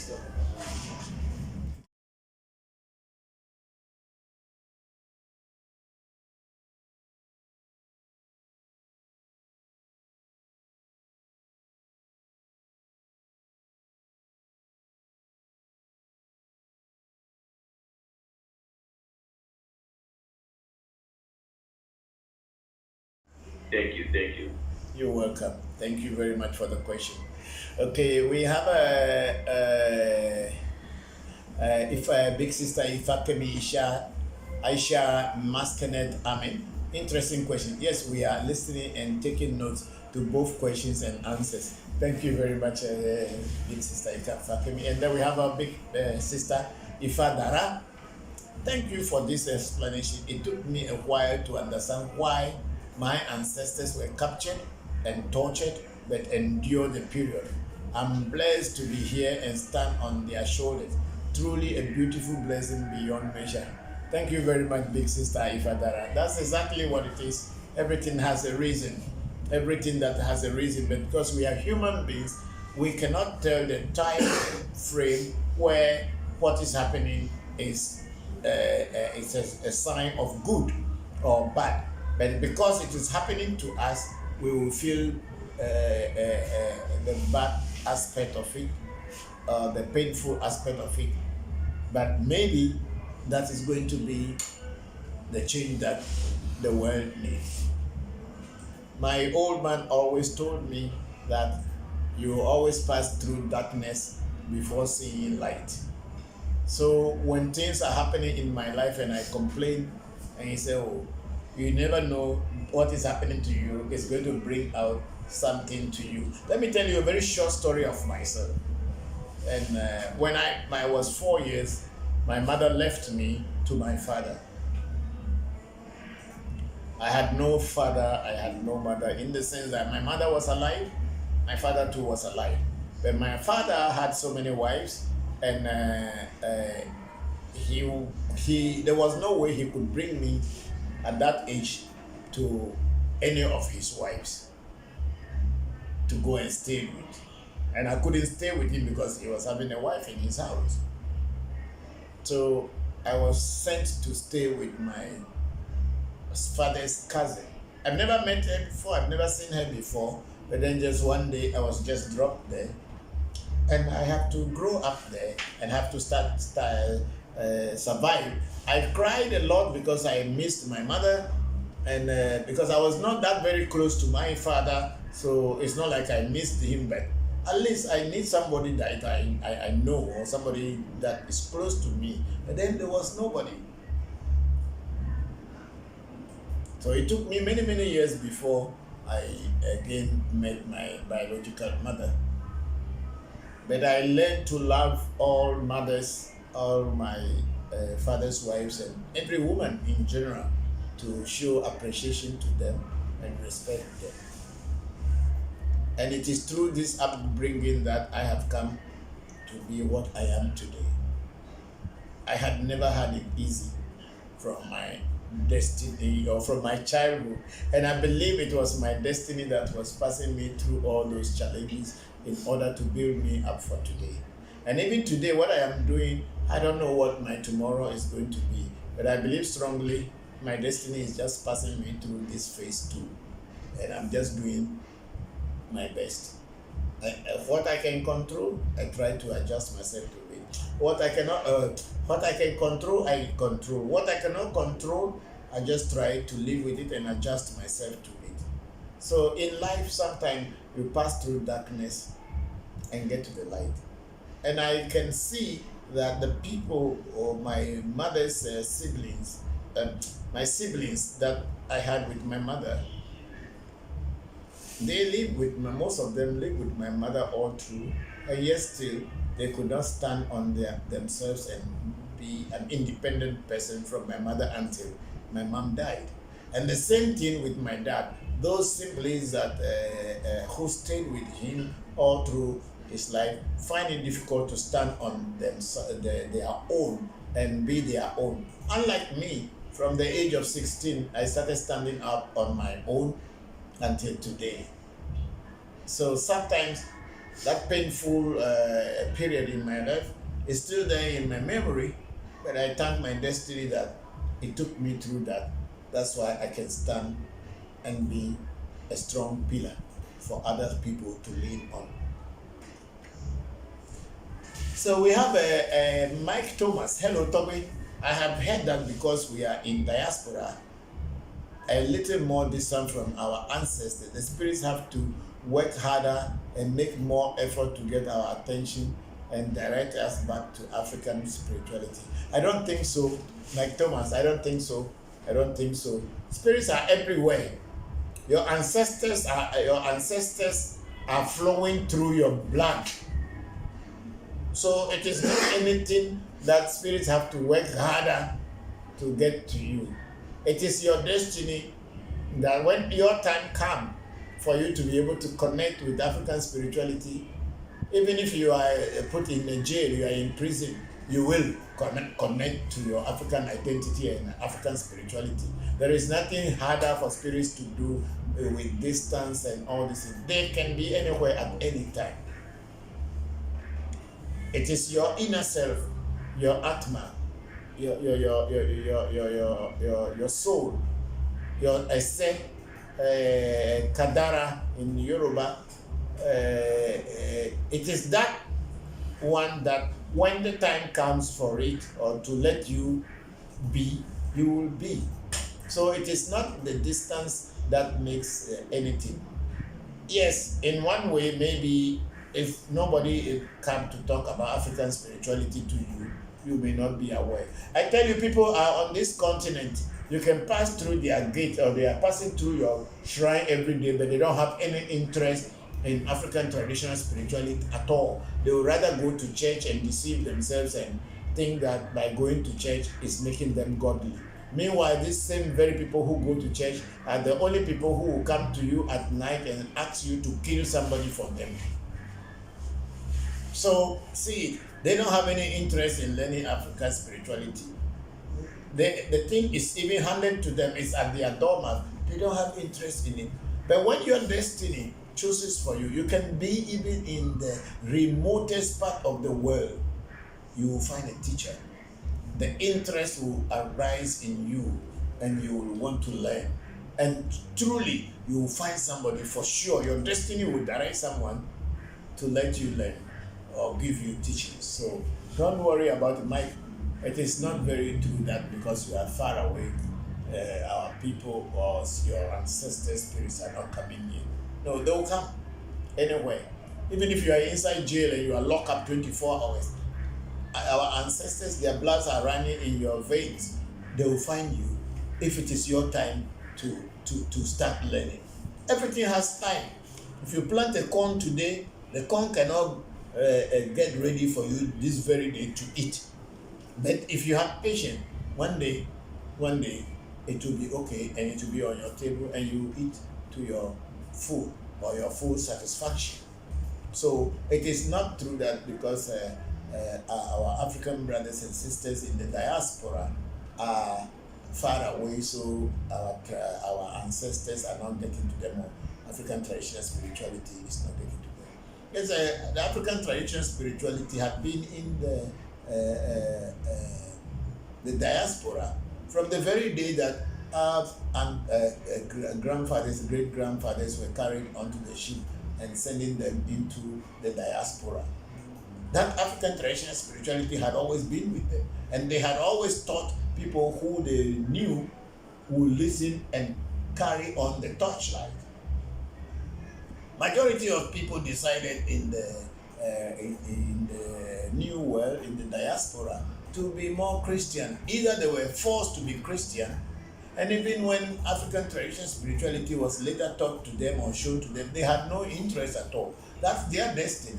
Their time will come and they will have interest. So, Mike, there's nothing like that. It is you and you. Spirituality is not a group thing.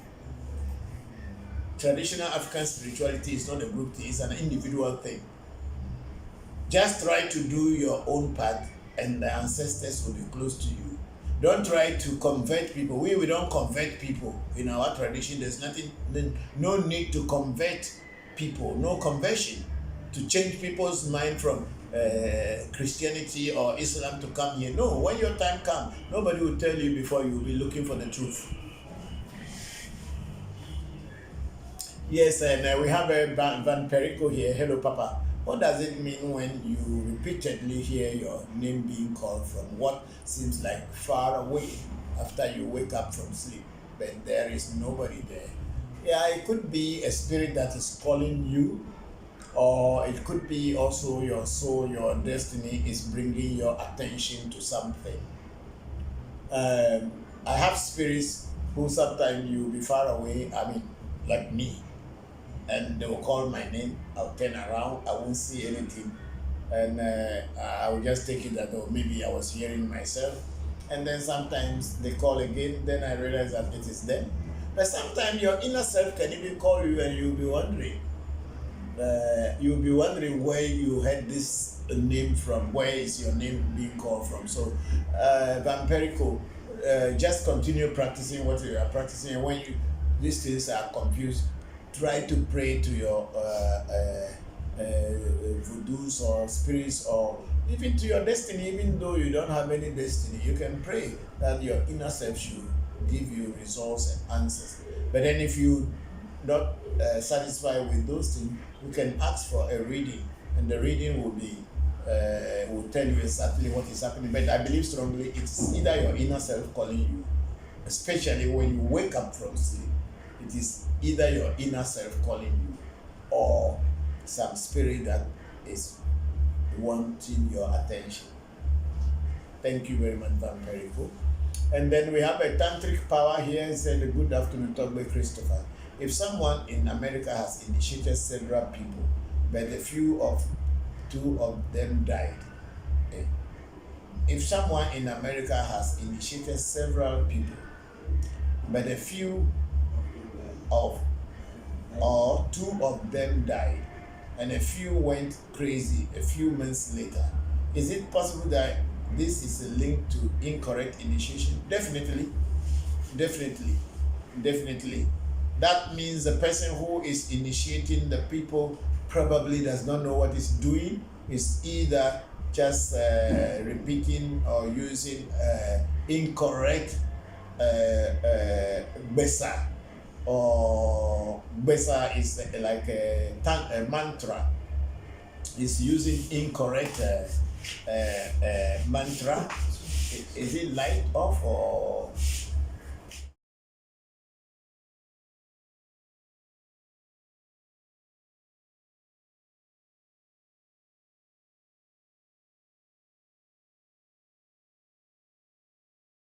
Are probably making mistake and invoking certain other energies which are not supposed to be invoked, or names that are not supposed to be given to an initiate, or somehow the person doesn't know what it's doing, so it's just destroying people. That's why I'm saying people say they know, because they say they came into this world and they didn't have any teacher.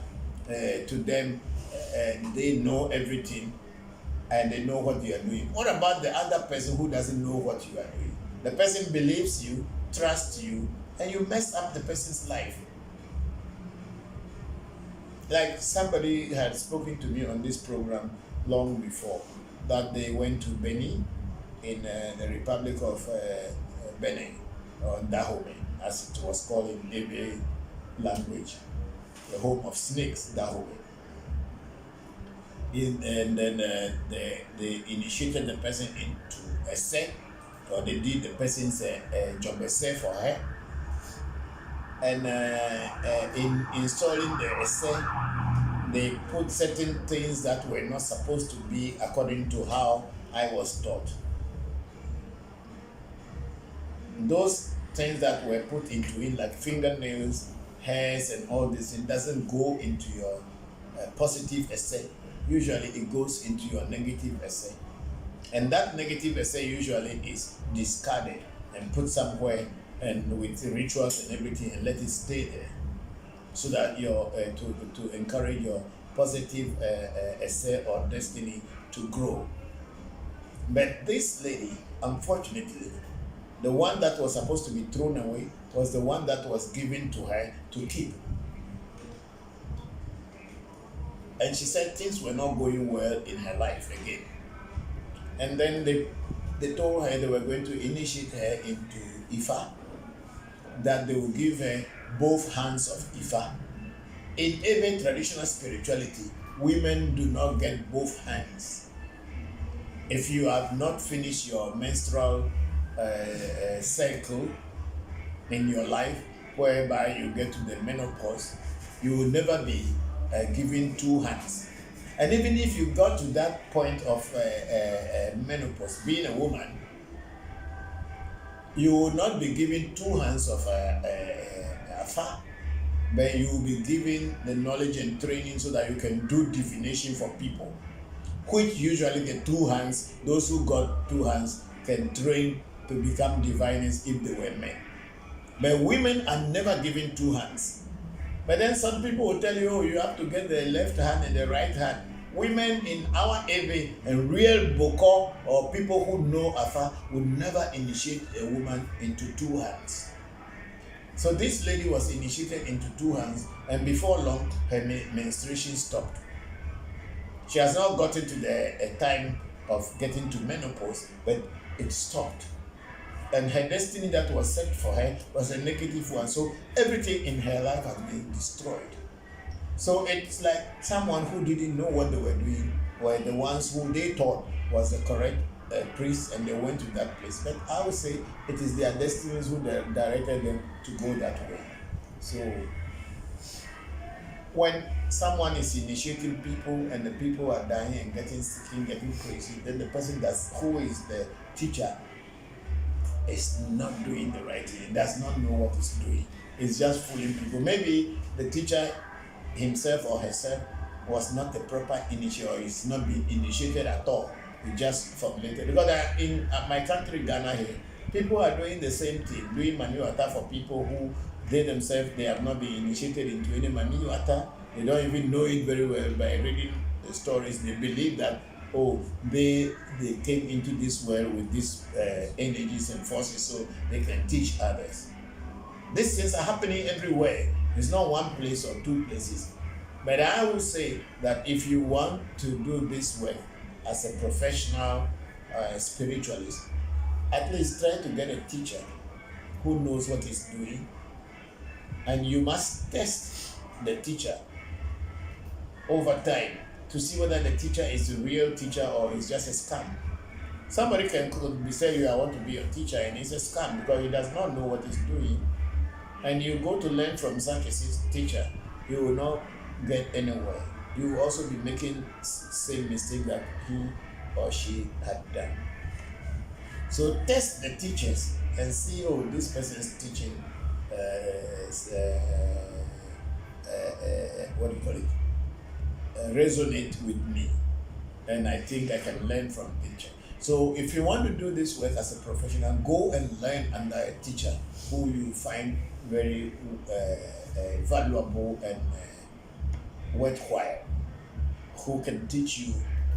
And then with that training over a few years, you should be able to imitate and emulate your teacher. Because the teacher would have given you all the knowledge and secrets of life that he is working with, so that you can also represent him wherever you are. So it is a very good thing to learn from people. There's nothing wrong, even if the person is older than you. Even if you know more, you think that you know more. What you don't know, learn it. What you don't have control over, learn it from someone who has control over it.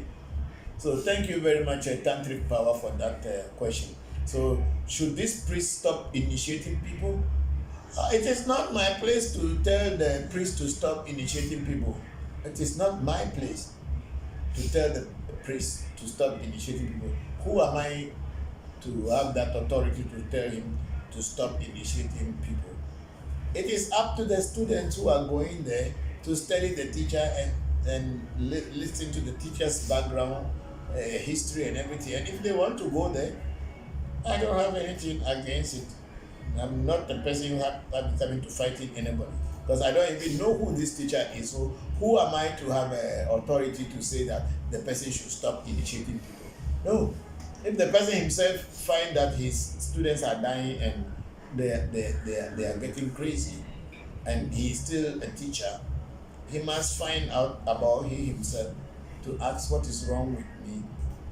There's a lot of people come and they bring all kind of story to me. I have this spirit, is this, his name is this. Sometimes, because spirits can be many, so many people can have spirits that you don't have any knowledge about. I just listen. But when I listen to them talk about things, then I realize that these people are just self-deceit. They are deceiving themselves and using it to deceive other people. So whoever that teacher is, he or she herself should study herself or himself to see what is wrong with them, not the students. But if the student also knows that that teacher is initiating people and they are dying and they are getting crazy, and the student still wants to learn from that teacher, so mote it be.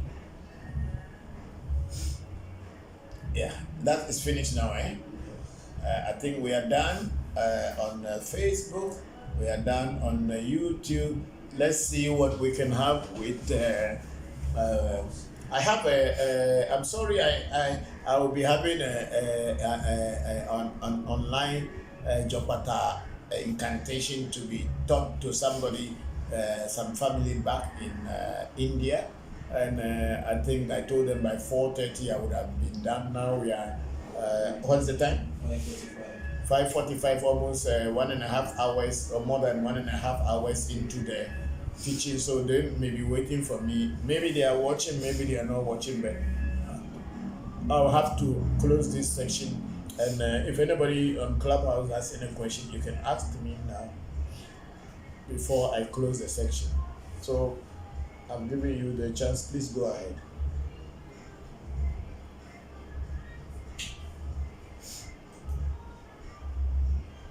Is Senna still here?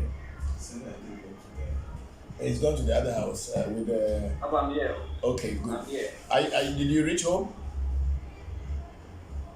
Yes, I'm at home. Okay, good. So please ask if there is anybody who wanted to ask any question. I want to close the section. I need to initiate Vikram's people. Mr. Bokor, I have one more question along the lines of Destiny. Okay. Can you hear me? Yes, I can hear you. Okay, so we talked. Most of my questions and the answers you gave were centered around individual destiny.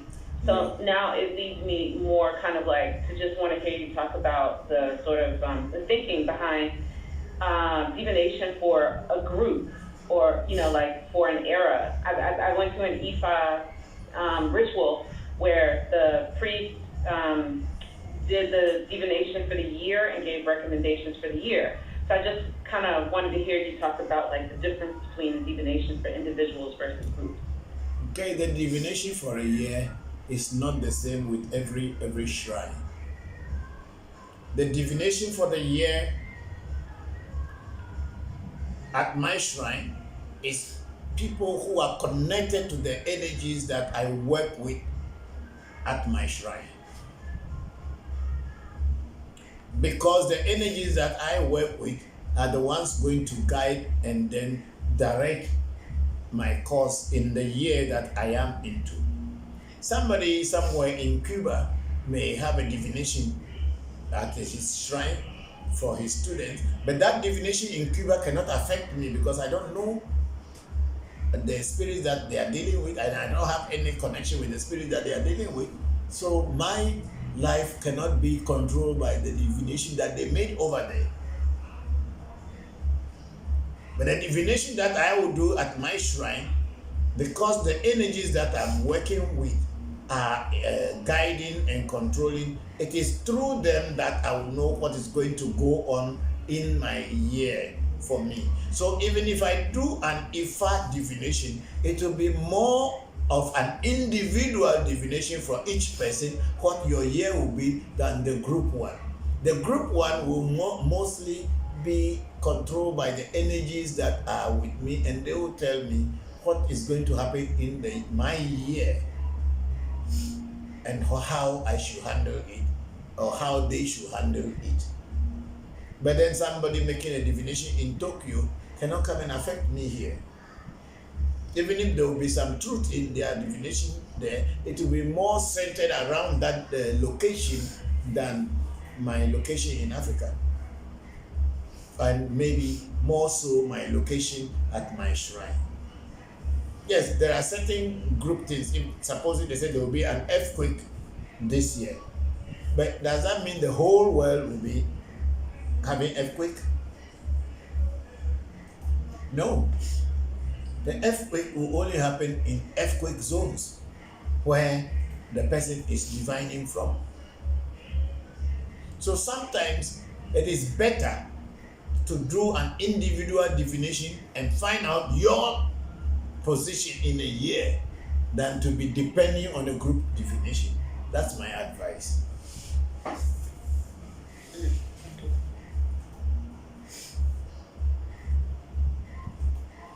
Hello, this is Samuel, and I have a question too.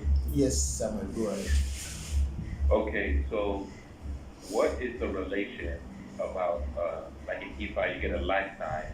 What is the relation with your lifetime and your essence? Is it the same thing? There is no right hand, there is no right hand, there is no left hand in essay. What they can do for you is first they remove the negative essay or align the negative essay so that the positive will become stronger. That's it. So that when that negative side is done, it is discarded. I don't want to say thrown away, but it is discarded in the sense that it will be put somewhere far away from you. And then the positive will be set for you to be with you. But there is nothing like a left hand or right hand in essay. No, it's not like that. No, I'm talking in E5, a lifetime. I don't know how you say it. I don't know how, like the Odu that's gonna be for your life. That is an individual thing. There is nothing on it like a left hand or right hand. When they are doing initiation for you, the oracle that falls for you, which is the major arcana, if you want to call it, is the major Odu that has fallen for you, is what is going to give you your life pattern, or what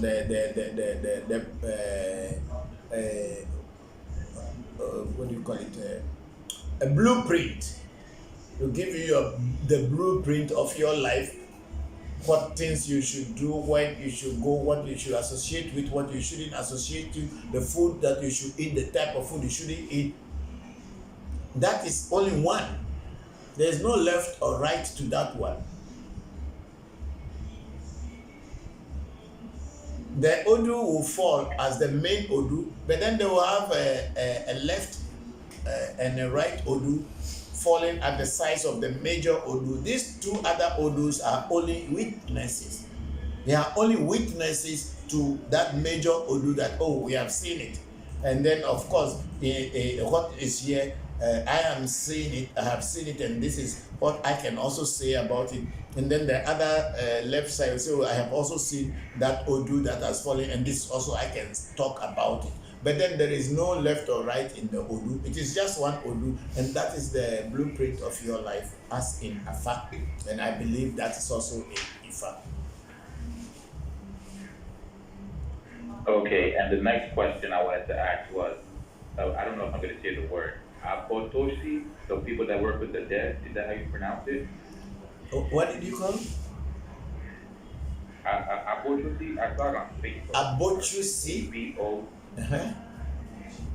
Spell it, let me see. A-B-O-T-O-S-H-I. Tosi, I think it was. He would work with the mirrors and with the dead. Abochi. Yes, Aboti. Okay. Abochi is the name of the mirror. The Abochi is Abochi is the name of the mirror that I use for divination. Can you hear me? Yes. I think there's something wrong with my phone though. Okay. Abochi is the name of the mirror that I use for divination sometimes.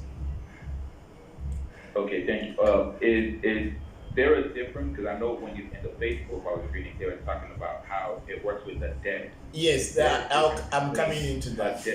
I'm coming into that. Yeah, in the initiation of Abochi, the spirit Abochi is a spirit of divination. It's a spirit that can help and guide you to be able to divine. And how does it work? The Abochi works with nature spirits and at the same time works with the dead people. People who die, ghost. Now let me call it that way, ghost. The spirit of dead people. So when you are looking into the mirror after the invocation, those spirits of the ghost will come to tell you what is happening. Or the ghost will come and tell you what's happening, but you don't know which ghost. But then sometime when we are doing the invocation and during the prayer, I call all these dead people who had the mirror before me. Samuel, are you getting me? Yeah, but I want to know, is there a difference between a ghost and a spirit? Yes, there's a difference between a ghost and there's a very big difference between a ghost and a spirit. A ghost is someone who has died before and their body, their spirit is now bodiless, or their soul is bodiless. It has no body. That in case of no physical representation of that spirit anymore. Ghost. It's now a bodiless entity. That is called ghost, someone who had lived before. And just like what we call the ancestors. Spirits are not ancestors. Ancestors are people who had died, who had lived in this world before dying. And I think in the Catholic Church they call them saints. And saints means people who were living and were able to do great things during their lifetime by sacrificing and helping humanity. When they die, they are called saints in Catholic Church or Catholicism. Our people call people who have done great things, and even if they have not done anything greater than just giving birth to our fathers and our grandfathers, we call them ancestors. We can also choose to call them saints, but the word saint is not our language. Even though the word ancestor is also not our language, but we have a word for it in each and every African ethnic language. People who died, who gave birth to you, and they are no more living, whose blood and DNA you share. Those are called ancestors. But spirits are nature spirit. They have nothing, no relationship with you on your bloodline. So when you talk about what is a ghost and what is a spirit, a ghost is somebody who had lived one time in human physical body and now is no more, is dead and is gone. But their spirit never dies. Spirit never died. So when we have Abochi, if you can watch some of the videos before you even get the Abochi as a tool to use to communicate, you will have to get it on a grave. You have to sleep on a grave and wake up, and in the morning they do the rituals to get the spirit of the person whose grave you slept on, the person whose grave you slept on or sat on, to connect with you. And in most cases, that person might have also been a mirror user at one time in their life before dying. So their spirits are invoked so that whenever you are doing a reading, they should be able to guide and see the things and tell you, okay, as I am here today, I am using mirror. One day when I pass on, when my children wanted to initiate anybody into the mirror, they must go to where my body is lying on my grave to invoke me and say, oh, Papa Christian of Voncujovi, we are trying to give a mirror to somebody and we are asking you to come into the mirror anytime that he is doing a reading, so that whenever he sends people, the Abochi spirit to anywhere, you can also go and pick information, because spirits have no time and person. They don't have any barrier. There is no location difficulty for them. They can be at anywhere at any time. It's only you have to know the process to use to get them there and come back. Spirits don't have barrier of time, place, and person. They are everywhere. They can be in Russia within the seconds and be in America the next and be back here within another second to tell you what they have seen and whatever is happening. So ghost is people who had died, who were living at one time and died. But spirits are spirits of nature. They belong to nobody. They are for everyone. If only you know how to tap into them, you can use them.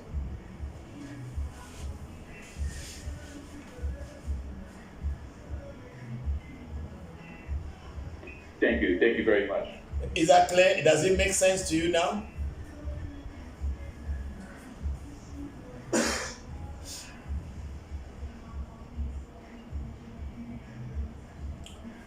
Okay, we have Sister Ifa Kemi, Aisha Maskene, Amen.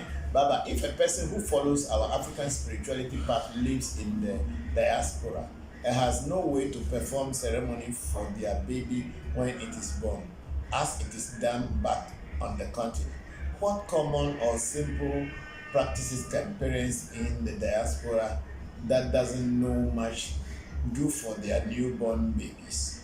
Okay, this is a very interesting question coming from Sister Ifa Kemi. And also, if a ceremony is not done at newborn stage, up to what age can a special ceremony or blessings be done for a child? Please share something simple parents can do on their own. Thanks a lot. Thank you very much for that question. I think this is a question that is overdue, in the sense that people did not ask such questions for a long time. Okay, when you are in the diaspora, or you are far away from home, or you are far away from elders who can do rituals for your baby when your baby is born, I think the first thing you can do as a father, if you have an altar, a spiritual altar, you can bring your baby, get one or two people who are on the same path with you on this African traditional spirituality path, so that they can join hand with you, pour libation to your ancestors as you may know them. You cannot know all your ancestors, but those that you know, you go to your altar, find a very good blanket or something soft, warm, if it is a cold season, put the baby on that piece of cloth, and if you have a bowl of sand or earth, you put it into a bowl, and then you fetch water in your cup. You pour libation for your ancestors with water first, calling their name, your ancestors' name, and presenting the child to them. That this is a newborn child that I have given birth to, or somebody has given birth to, and this is the name of that child. and we are presenting this child to you to protect and defend. You pour water. Second thing is, take alcohol in the same glass in which you pour the water and give your ancestors by pouring libation again to them, and tell them that you are giving them alcohol. And this alcohol that you are giving to them is for them to drink it so that they can be empowered to protect and fight your enemies as well as the enemies of the baby. Thirdly, you fetch water again and you pour libation. So here is water, alcohol, water. The first water is only to inform them. The second alcohol is to let them know that it is their duty to protect the child. So you are giving them a weapon, or you are giving them power by giving them the alcohol. Then the third water is to cool down anything that will be hot in you, the parents, your lives, so that you'll be able to help protect the child. And also in the life of the baby, anything that will bring heat or bad things in the life of the baby, you are using the water to cool it down. Simple thing, done perfectly, you will get results. Until you meet a teacher who can do the necessary rituals of bathing and maybe doing some incantations for you. So, Sister Ifakemi, this is a very simple way our brothers and sisters in the diaspora can introduce their children to their ancestors to protect. Thank you very much for the question. I think we are done now. Yeah. Okay, Mike Perry on YouTube say thank you for your wisdom today. If somebody's life is not going well, can you say it is their destiny, or is it wrong thinking? You can only know that from doing a reading. I cannot tell that it is their destiny just because their life is not going on well, or it is their wrongdoing, or we call it it's not like your wrong way doing, but your way in life, the way you live your life. That is what could be also this thing. But no one can tell just by seeing you without doing any reading and say, oh, this is what is happening to you, is your destiny worrying you, or is your way of thinking that is worrying you. That's why divination is always available, and it's the best option, so that you can find out and be sure. Don't live on speculation, trial and error. Always make sure what you are doing, you know what you are doing, and you know why you are doing, and you know how you are going to do it. This is my advice. People should not just be speculating and be thinking. Spirituality is not a dream. Spirituality is not an illusion. Spirituality is practical and reality based on logic and reasoning. So it is not just, I think that this is it, I thought that that is it. You cannot just think. You must find out. And when you find out, you will know. Then you can speak with confidence that I know that this, what is disturbing you is this, but not be speculating and just guessing, trial and error.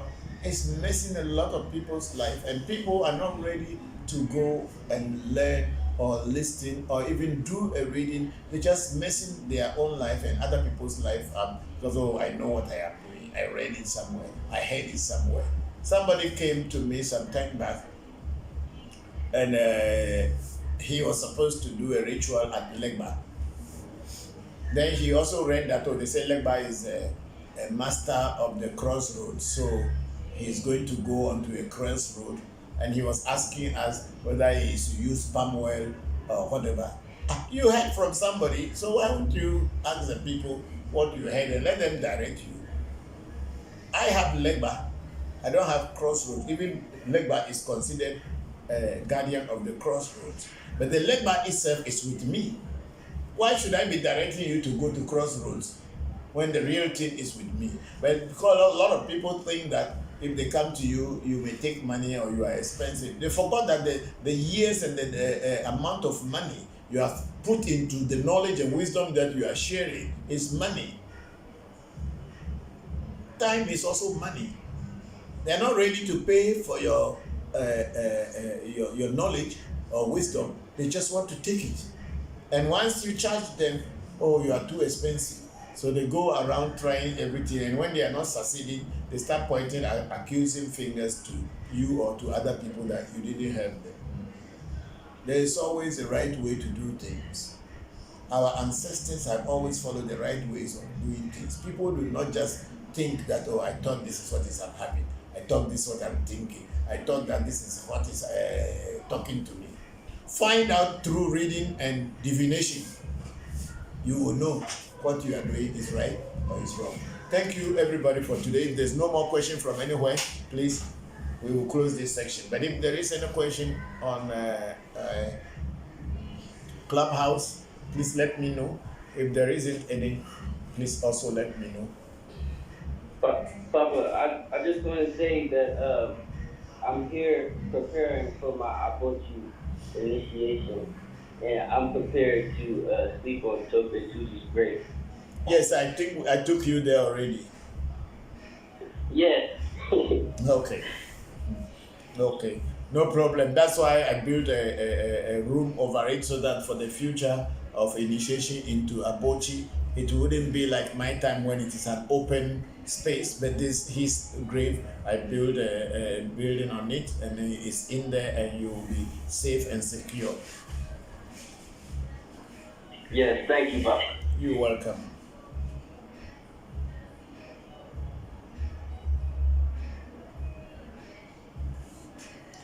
Okay, I think we're going to close today's section and get to other people who are also waiting for me in the other parts of the world for some teaching. So please, sorry that I'm going to close the section. It's been a very interesting session today, and I hope and pray that the lessons that we are learning from here.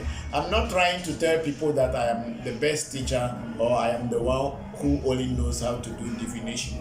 There are so many good teachers out there, so many great diviners, so many babalawos who are very wonderful babalawos and know what they are doing, and they have learned it very well. I am only saying it in general terms. If you are not understanding anything, please find a good diviner, a good babalawo, a good Bokor, or a good Hunsi, or Vedusi, or whatever you have available to you. Make good use of it, and then it will be well. We are not saying that African Magic Temple is the one who knows it more than anybody else.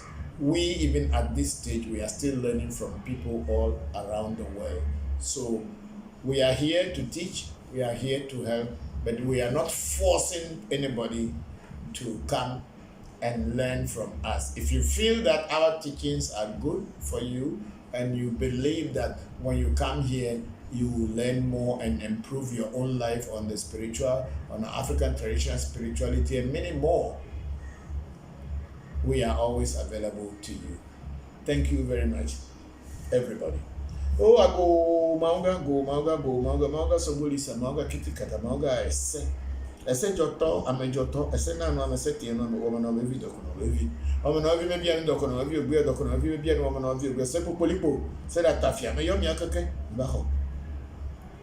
May you are kind, but you are kind, or you are kind, Jehovah kind, so kind, Trova kind, and you are kind, if you are kind, and you are kind, you are kind, but you never had a dolo, a couple of a major fit, and something that you may have in the Hog Babo, Waka, but your Zambo, you only play Vilania Hog, you are like a job, Pata, Jomaku, a Fakama volume, you children for a good dome, but you could quite all for a job when you hear Vero, when you met to I am Monju, and quite a venue, the women, but over your two so good woman, or the Perga, the Patabay, after you go by Job, you job, Pata, Fia. Bata no throw my bega molo abi fa gba wi die bata na fi ja tolo jobata jobata te fe mo yo amesi me bo jide tuta we de nta pa pe lu ti zubolu ajima ogboju klo doja lo pe nkomi Valentine fa melo va alo jo na pefu ago sapata me yo ati geli me yo ko bo du me yo ken Allah fia atape ndakpe me yo amanga sese geja papa sese to be de ba ho o me yo abochi sakra kame chwa pa be adogo ko to ko le don ko okuru maku agbona ngbe to be no lecho franta mani ofifini nkura bisinkra o kofito jambaku o chotu akoficho hen kofi atra kable me yo mi opete e me yo to be ho wa to be gbabo do to tura we bubu ma yansa pasa de ku no foto ko shinyo ko so kere ku o me yo mi akekelo na tebe akai gbena mi o ndakpe kasra be mi gegero dakpe mono hu agbebe mono hu ngbo yi be mono hu na mesese ngbo amu nemi wodore mi potare mi de kokoro popo no yo bi doku popo no yo mi asro no no inde tegbe mi achu no no inde tegbe kaka me video ni be mo no kura mi le kosa e mi gero so video ko mi gere match me de oh tagbe ina mono mi abasi me mi le lo mi o mi yo mi le ka mi ako mi yo mi awe ni nyire ngogbe na ni nyime no ngogbe na me kada mo se pay. Okay, thank you everybody. I prayed for you for a successful week, and I pray and hope that by next week, same time next week, we will start our Facebook, because when we go from 1:30 now, sometimes we don't have anybody on this thing to start anything. So 2 o'clock we start, and still sometimes we don't have anything. So these days we'll be starting. We'll continue playing video from 1:30, but then for me to come to speak, it will be from 2 o'clock onwards. So thank you very much, everybody. May you all be blessed by your ancestors, and may this week be a very special week for all of you. Thank you all for joining the section. My blessings are with you, and I pray that your blessings will be with me too. Thank you, Papa. Thank you very much. You're welcome, all of you. Thank you. Thank you all. Thank you very much.